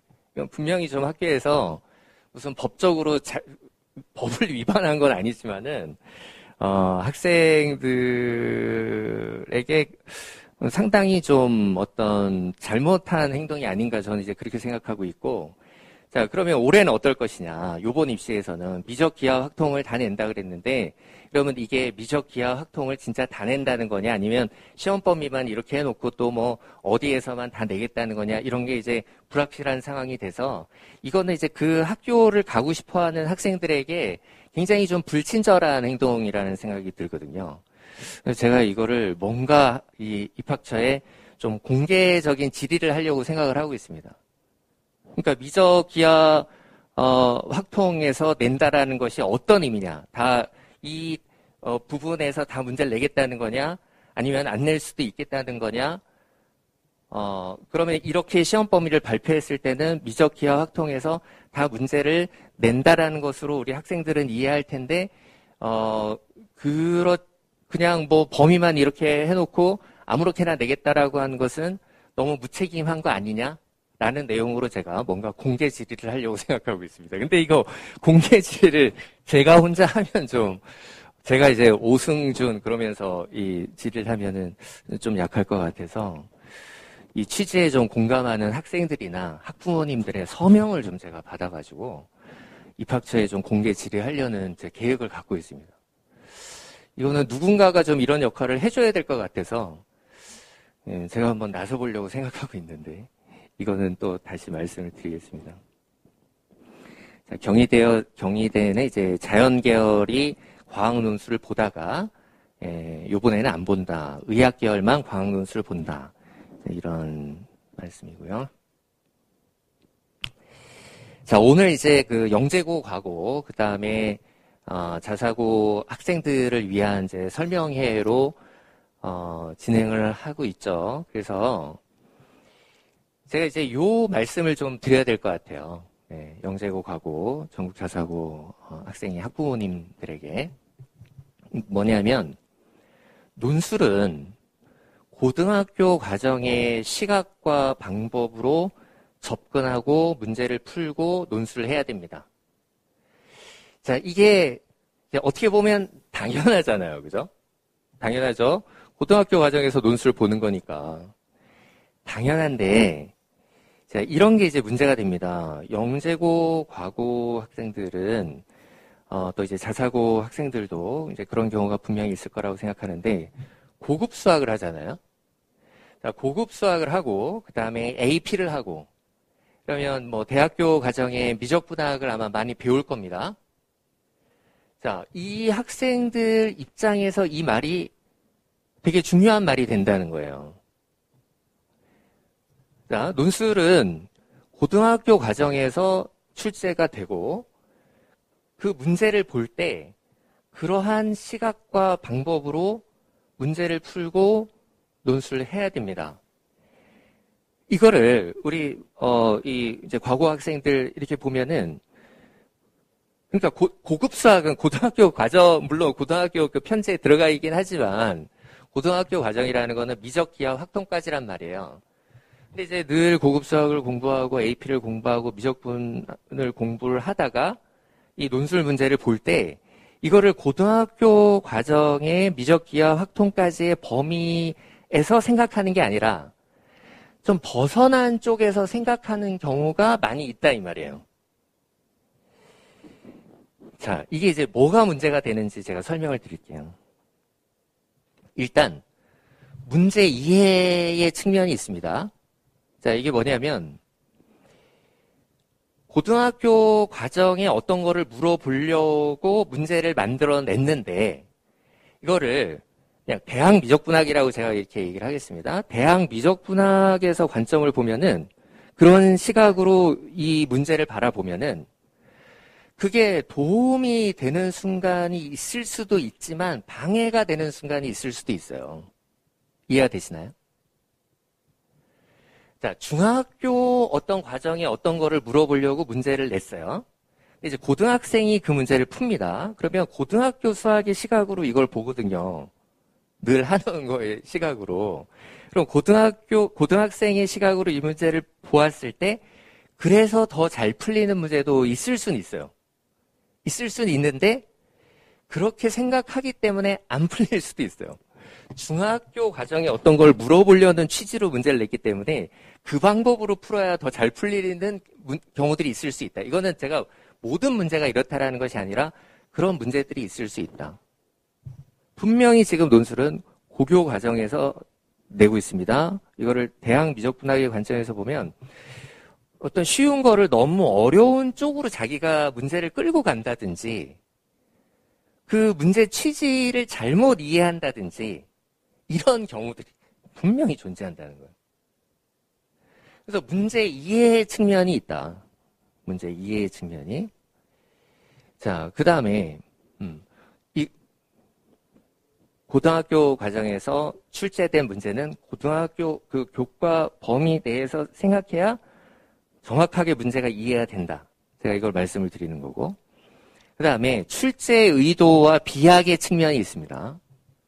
자, 이거는 뭐냐면 가령 출제 의도는 A에서 B로 갈 때 이걸 고등학교 과정에서 생각을 해야 되다 보니까 A에서 B로 갈 때 증명을 해야 돼요. 그게 출제 의도예요. 근데 어떤 뭐 교과 외적인 어떤 지식을 갖고 있는 학생이 봤을 때 그건 그냥 당연한 거예요. 그래서 그냥 쓰는 거예요. 출제 의도는 그거를 증명하면서 서술할 것을 기대하고 문제를 낸 것이 출제 의도인데 그냥 그건 원래 그런 거니까 그냥 이렇게 쭉 문제를 써나가면 채점자 입장에서 봤을 때는 그 답안이 비약이 있다고 평가가 될 수가 있습니다. 비약의 측면이 있다라는 거죠. 이해가 되시나요? 사실 저는 이렇게 생각합니다. 대학교 과정으로 문제를 푸는 게 잘못됐습니까? 그게 정당하면 다 점수를 줘야 된다라고 생각을 하는데, 그거를 뭐 대학교 과정에 수학을 내가 공부한 것이 시험에 조금이라도 그 불리한 측면이 있다면 전 그건 잘못됐다고 생각해요. 왜 더 공부한 게 뭐가 잘못입니까? 그러니까 이게 현실은 잘못된 게 많습니다. 부조리한 게 많아요. 저는 이제 그런 것 중에 하나라고 생각하는데, 그것이 더 공부한 것이 손해가 되는 상황은 어떤 경우에도 없어야 된다라는 것이 저의 생각이지만, 실제로 보면은 이런 현상이 벌어질 수 있다는 거예요. 출제 의도와 어떤 그 논리적 비약이라는 측면에서 손해를 보게 될 가능성이 존재한다라는 거죠. 이해가 되시나요? 자, 그 다음에 답안의 인상과 이제 채점의 측면인데, 이제 답안의 인상이라는 건 이런 겁니다. 어떤 학생이 어떤 교과 과정을 벗어나는 어떤 용어나 개념들을 이용해서 문제를 풀어나갑니다. 근데 흔히 영재고 과거 학생들 그렇게 답안을 쓰거든요. 네. 자, 근데 그렇게 풀어나가다가 얘가 정확하게 풀면은 좋은 인상을 받을 수도 있죠. 아, 얘가 과고 다니는 학생인데 공부를 열심히 했구나. 이렇게 좋은 평가를 받을 수 있는데, 그게 이제 풀다가 아주 잘못된 길로 가거나 오개념이 계속 등장하거나 답이 완전히 잘못되거나 이렇게 되면은, 이게 이제 채점하는 사람 입장에서 보면은 얘는 뭐 이런 거를 어설프게 배워가지고 문제는 하나도 못 풀고 상당히 안 좋은 인상을 줄 수도 있다는 거예요, 그게. 그러니까 별거 아니거든요. 그러니까 뭐 예를 들면 뭐 어떤 모든 이런 거를 뭐 A 기호를 쓴다든지 E 기호를 쓴다든지, 일반고 학생들은 절대 그렇게 안 쓰는데 과거 학생들은 무조건 그렇게 씁니다. 그게 잘못된 건 아닌데, 그렇게 어떤 이제 일반고 학생들은 잘 사용하지 않는 표현을 잔뜩 써놨는데 문제는 엉망진창으로 풀었어. 오히려 안 좋은 인상을 줄 수도 있다, 그 말이에요. 자, 그 다음에 채점의 측면이 있는데요. 한양대 논술 설명회에서 입학사정관님이 이제 어떤 얘기를 하셨냐면, 진짜 이거 묘한 얘기를 했어요. 그게 뭐냐면, 고급 수학이나 대학 미적분학을 쓰면 감점하겠다라는 거예요. 자, 이거는 제가 이제 분명히 말씀드리는데, 이런 얘기를 명시적으로 한 거는 딱 한양대 하나예요. 그러니까 다른 대학은 그런다고 해서 감점하지는 않는다고 저는 보고 있어요. 정확하게만 쓰면. 근데 한양대는 딱 명시적으로 입학사정관이 논술 설명회에서 뭐라고 얘기를 했냐면은, 고급 수학이나 대학 미적분학이 등장하면 그것은 감점하겠다고 그랬어요. 자, 그러면 이거에 대한 어떤 아무 생각이 없이 한양대 의대를 영재과고 학생이 가서 잔뜩 어떤 대학 수학으로 풀어놨다. 곤란한 상황이 발생한다는 거예요. 그래서 이거는 일반적인 현상이라고는 제가 생각하지 않는데요. 모든 대학이 이렇게 채점한다라고는 생각하지 않는데, 우리가 평소에 훈련을 가능하면 고등학교 교과 과정으로 문제를 풀고 생각하고 서술하는 훈련을 하는 것이 좀 더 좋겠다라는 생각이 분명히 들어요. 한양대에서는 그걸 감점을 한다니까. 왜 감점을 하죠? 그것도 제가 뭔가 공개 질의를 한번 해야 될까 봐요. 그걸 왜 감점을 해요? 잘못된 게 아닌데. 자, 그것도 잘못된 건데, 어쨌든 그렇게 한다고 했기 때문에 우리가 그거에 맞춰서 대비를 할 수밖에 없는 채점의 측면이 있다라는 거죠.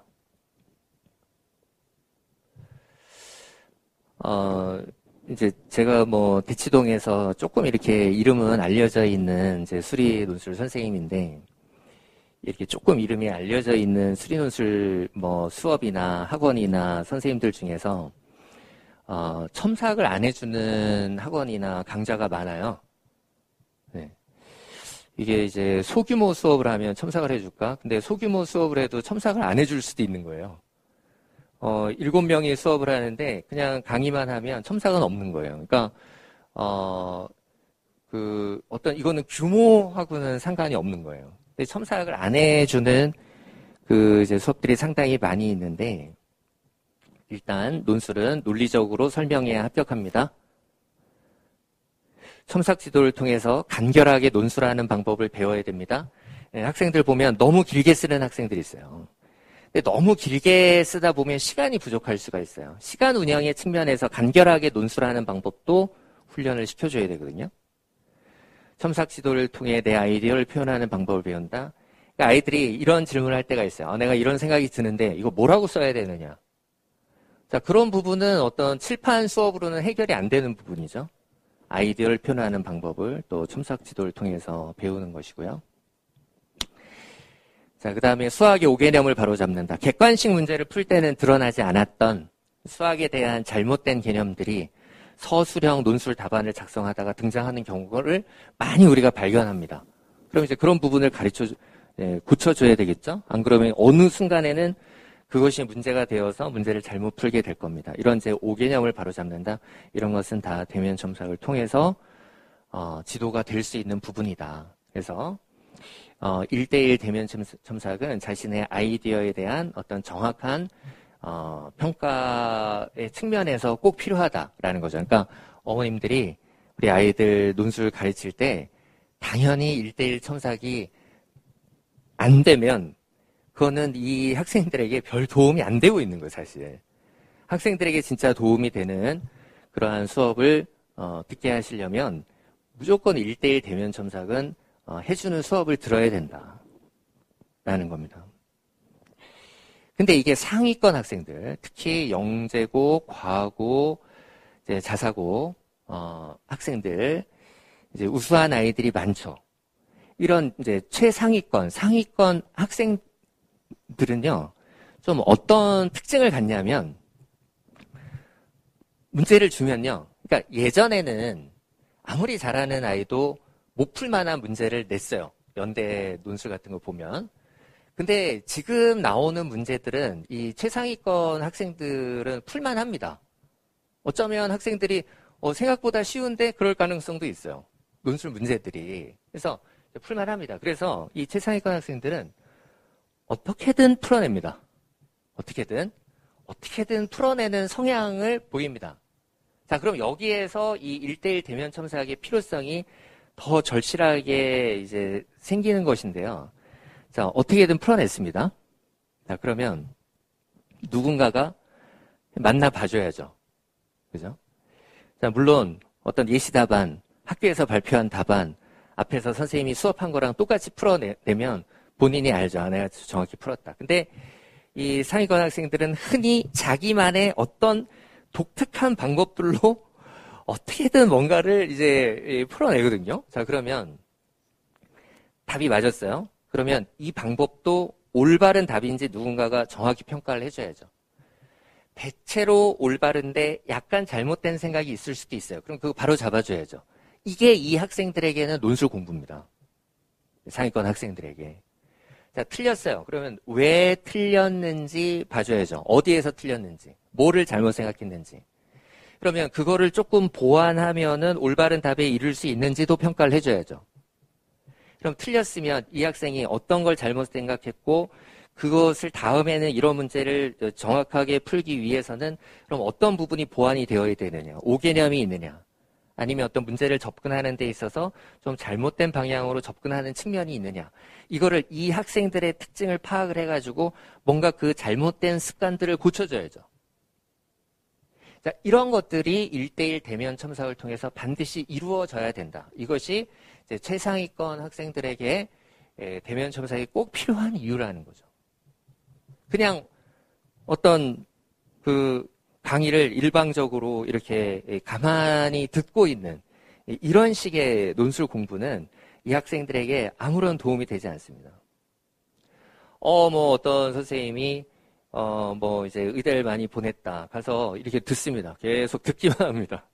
자기가 많은 생각을 갖고 있는 아이들인데 이런 어떤 대형 수업에 가가지고 일방적으로 지식 전달하는 어떤 수업만 계속 듣고 앉아있다. 이 학생에게 정말 도움이 되는 수업은 아니에요. 이 학생에게 정말 도움이 되는 수업은 이 학생이 자기 스스로 어느 정도는 이 문제를 풀어낼 수 있는 수준에 있는 학생인데 이 학생이 고민하는 부분들을 해결해주고 딱 필요한 부분들을 가르쳐주는 이러한 수업이 이 학생들에게 필요한 수업이고 그것은 다 학생들이 개별적으로 다 어떤 실력, 생각, 어떤 공부한 내용 공부한 어떤 정도도 다 다르기 때문에 개별적으로 이 학생들을 가르쳐 줄 필요가 있어요. 그것을 하는 것이 1대1 대면 첨삭이다. 그래서 이 1대1 대면 첨삭을 해주는 수업을 반드시 들으셔야 된다라고 제가 말씀을 드리겠고요. 자, 이 과고, 영재고, 자사고 학생들은요, 좀 어떤 특징을 갖냐면요, 자기 생각이 강해요. 자기 생각이 강해요. 그게 이제 어떤 자신감과 소신이 있다라는 긍정적인 측면도 있는 반면에, 예, 조금 이제 잘못된 것도 좀 고집을 부릴 가능성이 있어요. 그러면, 이걸 이제 이 학생을 잘 가르쳐 줘야 되는데, 이런 어떤 자기 생각이 강한 그런 어떤 학생의 생각, 이거에 대해서 일단은 정확한 평가를 해줘야 돼요. 그게 맞다, 틀리다. 아무리 자기 생각이 확고해도 그게 틀린 생각이면 누군가가 틀렸다는 걸 가르쳐 줘야 될 거 아닙니까? 그러니까 맞는 생각인지 틀린 생각인지 일단 평가를 해줘야 되고, 수학이 생각보다요, 맞다, 틀리다 딱 두 개로 나눠질 것 같지만, 그죠? 둘 중에 하나일 것 같지만 그 중간에 많은 지대가 있습니다. 그러니까 대체로 생각은 옳은데 어떤 부분에서 조금 미흡하거나 어떤 부분에서 조금 잘못 생각하거나 많은 지대들이 있는데, 그러한 어떤 모든 부분들에 대해서 일단은 정확한 평가를 해줘야 됩니다. 자, 정확한 평가를 해줘야 되고, 때로는 설득을 해야 돼요. 설득을. 얘가 분명히 잘못된 생각인데 그래도 이렇게 하면 될 것 같다라는 자기 주장을 하는 경우가 있어요. 그러면 이거를 설득을 합니다. 설득을 하려면 정확한 수학으로 무장해서 이 학생이 받아들일 수 있도록 이제 설득을 해줘야 되겠죠. 그래서 어떤 그 설득의 과정이 필요하고, 그래서 이 학생이 자기 생각을 고쳐줘야 되는 그런 생각을 하고 있는 경우가 많이 있기 때문에 이걸 이제 차근차근 이건 이래서 이렇고 이건 이래서 이렇고, 그럼 또 계속 이제 어떤 자기가 생각을 갖고 있으면 반박을 하거든요. 근데 그거는 이렇고 이건 이렇지 않느냐. 그러면 또 이제 다시 그거에 대해서 아니 그거는 그런데 이거는 저렇다. 계속 어떤 설득을 하면서 학생의 생각을 바로잡아줘야 돼요. 자, 그런 과정에서 어떤 토론도 필요해요. 토론도. 그러니까 뭐냐면 이런 경우들이 있어요. 뭐냐면 이제 뛰어난 학생들은 다른 사람이 잘 생각하지 못한 풀이를 찾아내는 경우가 있어요. 근데 틀려요. 틀려요? 그러면 이제 저는 이제 저희 이제 논증과 추론학원에는 첨삭 전문 선생님들이 계십니다. 제가 다 첨삭을 해주는 게 아니고, 이 첨삭 전문 선생님들이. 근데 어머님들이 뭐 조교냐, 뭐 학생이냐 그런데 이제 그런 개념이 아니고, 이제 수리 논술 강의를 진행하시는 선생님들이 제 수업에서 이제 아이들의 개별적인 첨삭 지도를 맡아주고 계신 거예요. 그러면 이런 경우들도 있어요. 학생이 답이 틀렸어요. 그러면 보통 틀렸어. 그러고 끝날 거 아니에요. 근데 이제 우리 첨삭 선생님들이 이 방향도 괜찮은 것 같다. 그러니까 이 학생이 뭔가 생각을 해낸 거 있잖아요. 그래서 이 방향도 괜찮은 것 같다. 그러면 이 학생은 이 방향으로 가다가 여기에서 이제 잘못돼가지고 틀리거나 뭔가 이제 오류가 발생을 했는데, 이 생각을 살려서 이렇게 풀어나가면 또 다른 올바른 풀이를 만들어낼 수 있다. 이거를 이제 우리 선생님들이 같이 연구를 해요. 우리 선생님들끼리 같이 많이 이야기도 나눠요. 이 방법을 살릴 수 있는 방법은 없느냐. 그래서 그 방법을 그 학생이 생각해낸 어떤 그런 이제 독특한 방향, 그런 부분을 완성을 해서, 야, 너 지금 이 방향으로 이렇게 가면 문제를 완성할 수 있어. 이렇게까지 가르쳐 줍니다. 제 수업에서 1대1 대면 첨삭이라는 것이 그렇게까지 가르쳐 줍니다. 그럼 뭐 아이들 너무 좋아하죠. 그냥 어떤 수업 가서 그냥 듣기만 하는 수업과 자기가 생각을 해낸 것을 완성해주는 그런 수업, 이거는 질적으로 똑같을 수가 없는 거예요. 그래서 그러면서 이제 학생하고 토론을 하기도 하죠. 네 생각을 더 얘기해봐. 그러면 자기 생각을 얘기하면 그걸 살려서 또 그것의 방향을 잡아주고.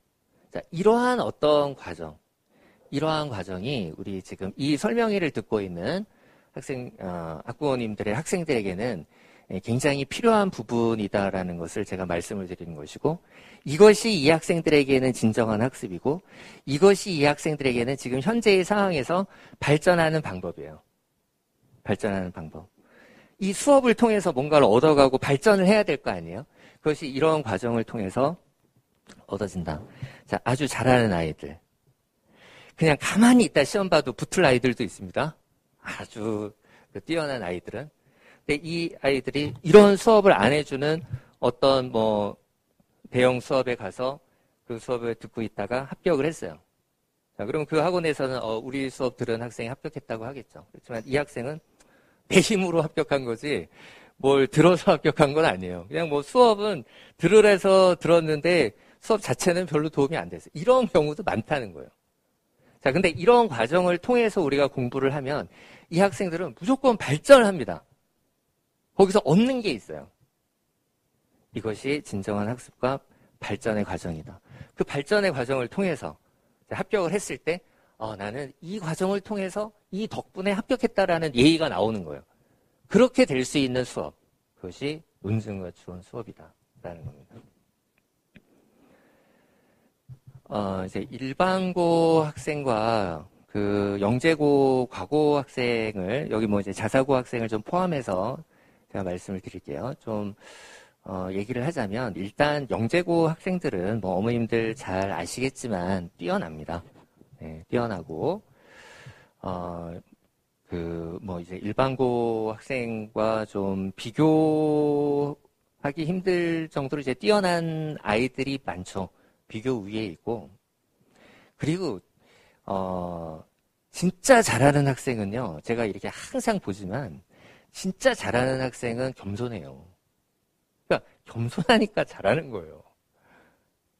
그래서 이제 그런 아이들이 이제 영재고 아이들 중에 많고, 이 아이들은 그냥 엄마가 너 저기 가서 들어 그러면 조용히 듣다 올 겁니다. 거기서 발전이 있든 얻는 게 있든 없든 조용히 듣다 오고 약간 이제 그런 스타일의 학생들도 많이 있을 겁니다.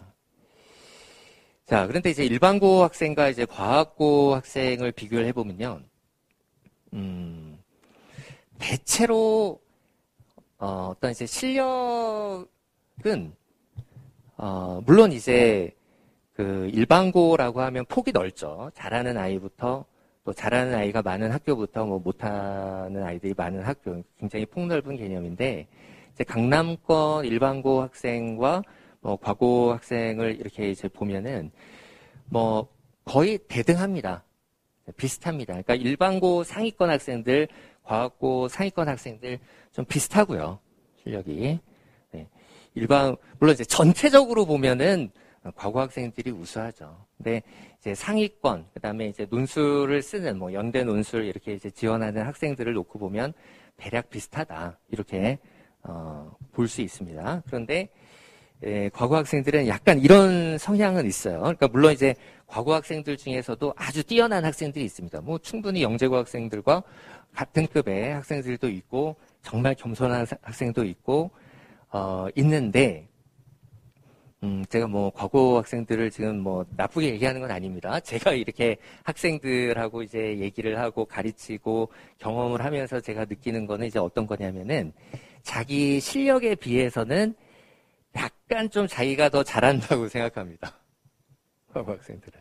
약간 그런 게 있어요. 네. 그러니까 일반고 학생들하고 과거 학생하고 비슷한 성적대의 아이 이렇게 이제 봤을 때 일반고 아이들은 나는 진짜 잘 못해 이런 생각이 강하다면 과학고 학생들은 조금 그 어떤 자기의 성적에 비해서는 자기가 조금 더 잘한다고 생각하는 경향이 있습니다. 근데 이게 어떻게 보면 자연스러운 것 같아요. 네. 잘해서 과학고에 갔고 또 배우는 것도 일반고와는 좀 다르고 그래서 약간 그런 성향이 있는데 이제 그렇기 때문에 항상 따뜻한 토론과 설득과 사랑과 세심한 가르침이 필요합니다. 그래서 이거를 이제 자기가 갖고 있는 프라이드 그럼 최대한 또 존중을 해야 될 거고요. 그래서 이제 따뜻하게 이끌어주면서 너 왜 잘하지는 못하면서 너 이렇게 잘난 척 그렇게 그건 절대 안 되죠. 그죠? 이 학생들의 어떤 자존심, 어떤 과거 학생으로서의 프라이드 이런 걸 최대한 존중하면서 그래서 잘 설득을 해야죠. 이렇게 보니까 이 정도 실력으로는 지금 너 생각보다 지금 좀 잘 못하고 있다. 그래서 잘 이끌어줘야죠. 더 열심히 해야 되고 이런 것들 더 공부해야 되고 겸손한 마음으로 이런 거 더 열심히 해야 일반고 학생들보다 더 잘할 수 있다. 다른 학생들보다 더 잘할 수 있다. 이런 좀 어떤 학생들을 좀 잘 이끌어주는 좀 이런 게 필요한 게 또 이 학생들이라고 저는 봅니다. 그래서 좀 겸손한 마음을 갖도록 도와주고 뭔가 더 공부할 수 있도록 이끌어주고 이러한 이제 앞에서 제가 말씀드린 그래서 조금 더 정확하고 조금 더 올바른 방향으로 그 수학을 다시 생각할 수 있도록 또 너무 막 대학교 과정으로 풀려고 하는 거 이런 것도 자제시키고 이 고등학교 과정에서 이것이 어떤 취지의 문제고 어떤 식으로 풀어야 되는가도 차근차근 가르쳐주고 자 이런 것들을 좀 세심하게 해줘야 되는 또 그러한 특성을 좀 가지고 있다. 이렇게 생각하시면은 맞을 것 같고요. 저희가 이제 그런 이 수업을 통해서 그런 것들을 해 나갈 겁니다. 우리 아이들. 제가 생각보다 제가 오늘 좀 얘기가 길어졌는데 가령 이제 지원 전략에 있어서도 약간 이제 과거 어머님들이나 그 과거 학생들 조금 높게 쓰려는 경향이 있거든요. 근데 아니 물론 뭐 높게 쓸 수도 있는데 어쨌든 좀 이 학생에 대한 좀 그 세심한 평가 속에서 어느 정도가 적절하다 라는 거를 좀 말씀을 드려야 되겠죠. 그래서 저희 학원에서 이렇게 이제 수업하는 학생들 보면은 처음에는 좀 받아들이기 이제 힘들어 하시더라도 어쨌든 이제 객관적인 논술 성적 다른 전체 학생들에서의 이 학생의 위치 이런 걸 가지고 이제 차근차근 설득을 해드리면 조금 이제 현실적인 그런 또 지원들을 하시고 그거를 통해서 성과를 좋은 결과 그죠? 원서를 뭐 내 욕심껏 쓴다고 입시가 성공하는 게 아니고 붙어야 성공하는 거니까 이제 그런 어떤 경우들도 많이 있습니다. 그래서 저희가 기본적인 수학 실력, 모의논술 성적 종합적으로 판단해서 아이들 원서 지원도 도와드리고 있습니다. 그래서 근데 요걸 하려면은 아이를 우리 선생님들이 잘 알아야 돼요. 그래서 선생님들이 꾸준히 학생들 보면서 평가해서 너무 무리한 지원이 되지 않도록 이렇게 지도를 하고 있는데 그런 지도를 위해서도 이런 그 대면 첨삭이라든지 꾸준한 어떤 성적 관찰이라든지 이런 부분이 좀 필요하고 그런 부분을 저희가 진행을 하고 있다라는 겁니다. 자, 요거는 이제 뭐냐면 수리논술 문제 해결의 전략. 제가 이제 수업을 하는 제 수업의 이제 시그니처 같은 건데 이제 직접 증명, 간접 증명, 수학적 기납법, 거꾸로 논증하기, 추측하고 논증하기, 구조로 추론하기, 예를 들어 추론하기, 그래프와 그림으로 추론하기, 분류하여 분석하기. 이걸 제가 이제 늘 아이들한테 이렇게 가르치거든요. 근데 이게 뭐냐면은 무슨 요령이나 이런 게 아니고요. 많은 수학 연구가들을, 저술가들이 어려운 수학 문제를 풀 때는 이렇게 접근하고 생각해야 돼. 라고 얘기한 것들을 제가 논술 버전으로 정리를 해서 논술 문제를 풀 때 늘 아이들한테 강조를 하고 가르쳐 주는 겁니다. 네, 요게 이제 앞글자만 따면 직관수, 거추, 구의, 그분. 요게 노래도 있거든요. 노래를 할까 생각했는데 생략하도록 하겠습니다. 근데 하여간 이제 자꾸 아이들한테 이런 걸 이제 강조해서 자기가 어려운 문제를 풀 때 이런 식으로 생각해서 해결할 수 있도록 제가 이제 강조하는 그러한 이제 수업 내용들입니다. 아이들이 뭐 꼭 논술 문제뿐만이 아니라 어떤 수학 문제를 풀더라도 어려운 수학 문제를 풀 때는 이런 방법들이 도움이 됩니다. 네, 그래서 아이들도 뭐 이제 수능 문제를 풀 때도 도움이 많이 됐다 이런 얘기도 많이 하고요. 네, 요거는 이제 제가 이 수리논술 문제 해결의 12가지 전략이 실제로 어떤 것인가를 예를 들어서 좀 설명을 드리는 내용인데 오늘 좀 생략할게요. 네. 자, 그 다음에 적중에 대한 이건 뭐냐면 뭐 우리가 뭐 요번에 어떤 문제 적중했다 이런 식으로 마케팅하는 학원들이 자꾸 있어서 제가 말씀을 드리는데 현재 논술은 공부한 범위 내에서 출제가 됩니다. 그러니까 당연한 거예요. 그러니까 그런 식으로 홍보하는 어떤 학원이 있으면 그거 당연한 건데 이렇게 생각하시면 됩니다. 그런 식의 마케팅은 저는 좀 저급한 마케팅이라고 생각하거든요. 어떻게 아이들을 가르치고 어떻게 아이들 실력을 끌어올리고 어떻게 관리해가지고 어떻게 아이들 발전시킬 건가. 이거를 얘기를 해야지 뭐 얘기한 거에서 나왔다. 그건 당연한 건데 그거는 좀 학생들이나 어머님들을 현혹하는 마케팅에 불과하다라는 거를 좀 말씀을 드리겠습니다. 당연한 거예요. 공부한 내용에서 나오고 있습니다. 지금 논술 문제는. 뭐 요런 주제들, 극한값 논증, 연속성, 미분 가능성, 사이값 정리, 평균값 정리, 미적분과 최대 최소, 정적분의 정의, 치안적분, 부분적 부분, 함수 방정식, 부등식의 증명, 이항계수의 성질, 조건부 확률, 2차 곡선의 접선, 벡터 방정식, 뭐 공간 좌표, 부피, 요런 내용이 논술이 많이 나오는 주제들이에요. 여기서 계속 나와요. 이런 이제 그 주제들에 대해서 차분히 공부하면 거기에서 문제가 나온다. 그래서 최근 논술은 어떤 공부한 범위 내에서 출제된다라는 겁니다. 그것은 뭐 신기한 것이 아니다라는 거죠. 자, 이제 커리큘럼인데 일단 1월부터 3월까지 12주간에 이제 미분과 적분을 할 겁니다. 자, 요게요. 제가 아까 이제 말씀을 드렸는데 연대는 미적기하 확통을 다 낸다고 했죠.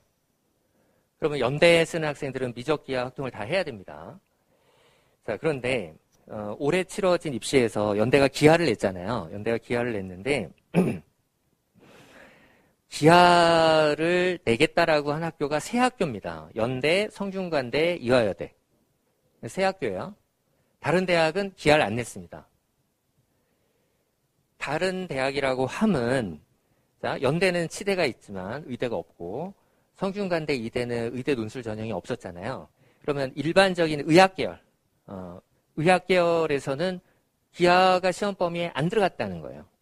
자, 이렇게 되면은 올해는 어떨 것인가? 그러니까 지금 연대는 미적기하 확통해서 내겠다고 했지만 다른 대학은 아무 얘기가 없어요.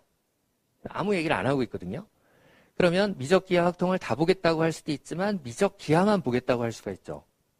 그러니까 여러 가지 가능성이 있어요. 근데 대학 입학처에 지금 다 전화를 해봐도 아직 얘기가 안 됐다는 거예요. 어떻게 될지 몰라요. 어떻게 될지 모르는데 올해를 기준으로 말씀을 드리면 상당히 많은 대학이 연대처럼 미적기하 확통을 다 보겠다고 안 할 가능성이 있는 거죠. 그리고 미적기하에서만 보겠다고 한다든지. 그러니까 시험 범위가 또 이게 수능이 선택형으로 가면서 논술 어떻게 보겠다고 할 건지가 아직 명확하질 않아요. 그럼 명확한 건 뭐냐? 미분과 적분은 본다. 그래서 1월부터 3월까지 미분과 적분을 나가려고 합니다. 12주간에 걸쳐서.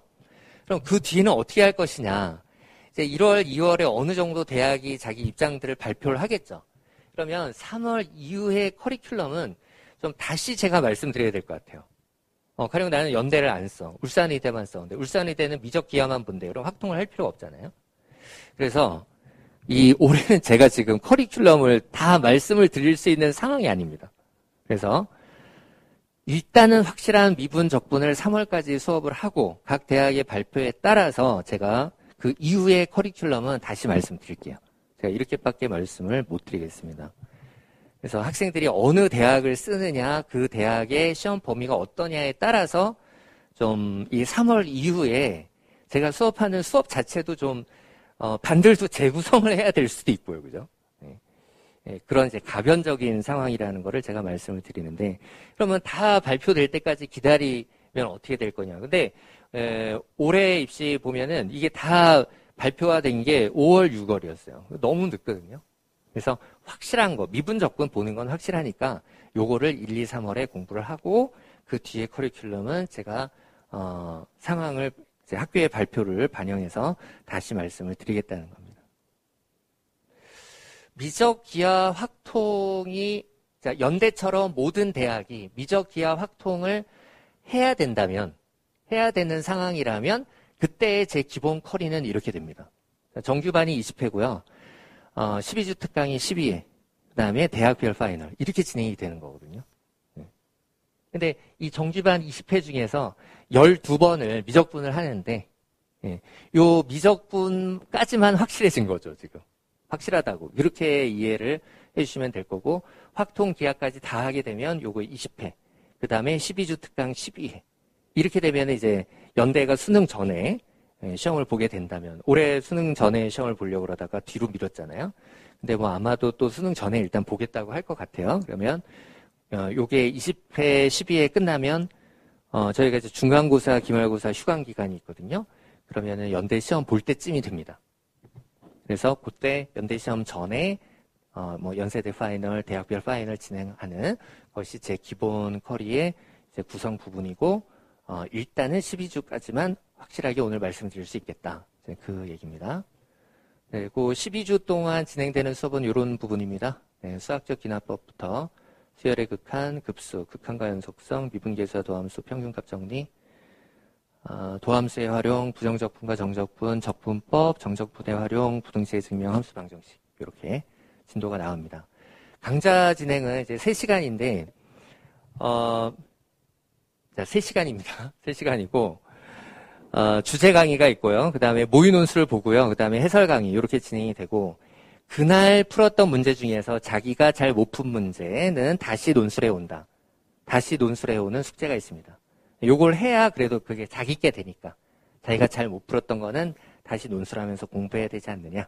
네, 요거를 이제 숙제를 내고 그 다음 주에 돌아오면 이제 모의 논술 시간에 지난주에 썼던 것에 대한 대면 점사, 그 다음에 다시 논술해 온 거에 대한 평가. 근데 다시 논술해 오면서 또 아이들이 질문이 발생하거든요. 그럼 그 부분에 대한 답변, 점검. 근데 다시 써왔는데 또 잘못 5개념으로 풀어오는 경우가 있거든요. 그런 거 바로 잡기. 이렇게 아이들 공부시키면서 제가 수업을 진행을 하고 있습니다.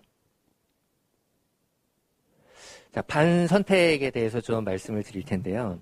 제가 오늘 그 설명드리는 부분은 이제 미래탐구 금요일반 수업입니다.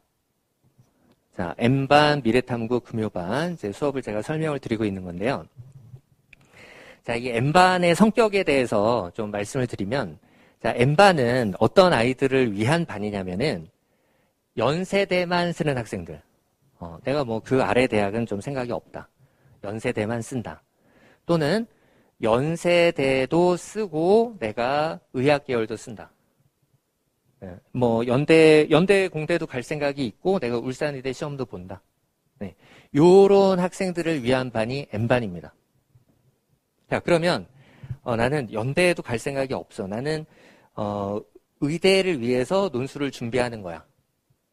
자, 이렇게 생각하는 학부모님들은 앞에서 소장님 말씀하셨지만은 진기종 선생님 수업이나 이상남 선생님 수업을 들으시면 됩니다. 네. 요 자료를 어머님들이 갖고 계시지 않을 텐데, 나중에 이제 자료를 보시면 됩니다. 그래서, 의학계열만 쓰는 학생들, 네. 진기종 선생님 수업이나, 이제 이상남 선생님의 팀 수업, 제가 이쪽으로 추천을 드리겠습니다. 자, 이 M반은 어떤 반이냐? 연세대를 쓰거나, 연세대만 쓰거나, 연세대와 의학계열을 같이 쓰는 학생들입니다. 네. 제 수업에 이제 S반이 있습니다. S반이 있는데, S반은 뭐냐면, 연세대도 쓰지만, 우리가 뭐 흔히 육논술이라고 그러죠? 뭐 한양대, 성균관대, 뭐 중앙대, 서강대 다 쓸 생각이 있다. 네. 요런 학생들을 위한 반이, S반입니다. 구별하실 수 있겠죠? 그래서, 그럼 S반에 들어오면은 뭐 의대는 못 쓰냐? 그런 게 아니겠죠? 그러니까 지금 현재 좀 아이들의 실력에 맞게 좀 레벨을 나눴다라고 생각을 하시면 될 것 같습니다. 그러면 요 M반보다 조금 더 레벨이 높은 반이 진기종 선생님, 이상남 선생님 수업이다. 그 말씀입니다. 네. 그리고 이제 특히 어떤 팀 수업을 원하는 그런 어머님들은 이제 이상남 선생님의 이제 학원하고 상담해서 이상남 선생님하고 팀 수업을 이렇게 진행하시면 좋겠습니다. 네. 근데 이제 우리 아이가 실력이 약간 이제 그 정도는 아니고 이제 연세대, 한양대, 성균관대 이런 정도를 쓰려는 이제 그런 생각을 갖고 있다. 그러면 S반을 들으시면 됩니다. 지금 요 M반이 논증과 추론에서 일요일 저녁반이 있고요. 그 다음에 이제 S반이 여기 미래탐구에서 목요일 반이 있습니다. 그렇게 이해를 하시면 되는데, 그러면 요 미래탐구 금요일반, 요거 제가 과거 중심반 이렇게 이제 표현을 했는데요. 자, 요 반은 지금 어떤 반으로 이해를 하시면 되냐면, 이 N반으로 보시면 됩니다. 자, N반으로 보시면 되는데, 좀 과거 아이들의 좀 뭐 독특한 좀 성향이나 문화, 요런 부분도 좀 있잖아요. 그래서,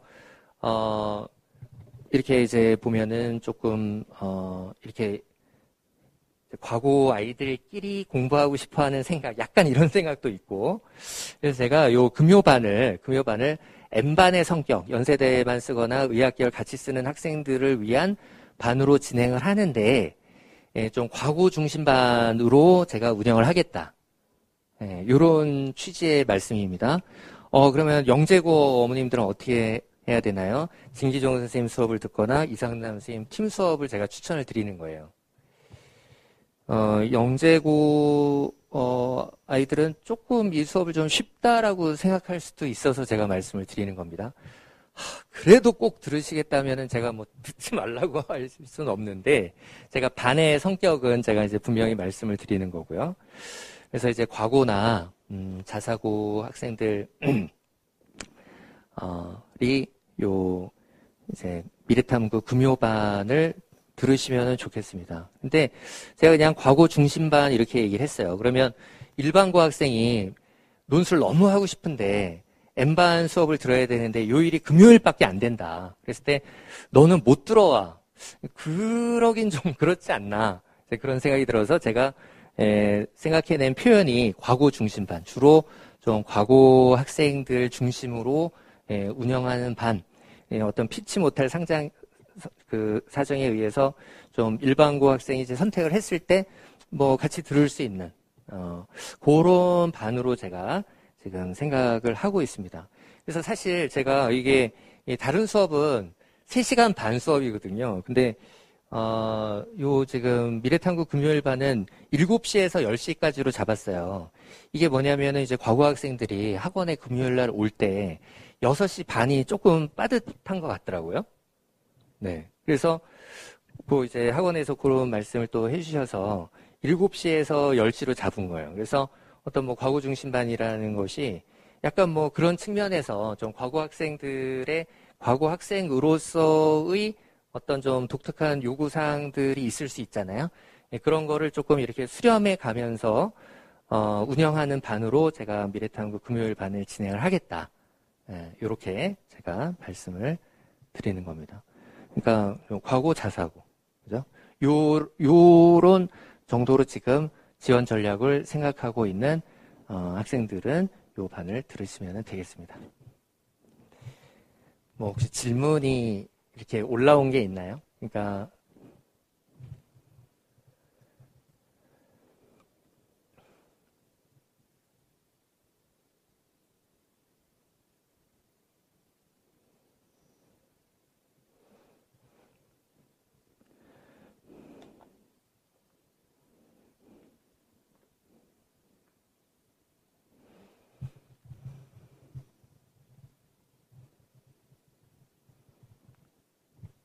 이게 이제 온라인으로 진행하면서 또 질문, 네, 괜찮습니까? 네, 알겠습니다. 그러면은, 오늘 설명회는 여기까지 진행하도록 하겠습니다. 자, 우리 뭐, 과거 아이들 지금 입시가, 좀 여러 가지로 조금 불리한 그 요소들이 많습니다. 입학, 그 입시 제도의 어떤 변화, 이런 부분에서 조금 이제 불리한 측면들이 있는데, 논술이 좋은 대안이 될 수 있습니다.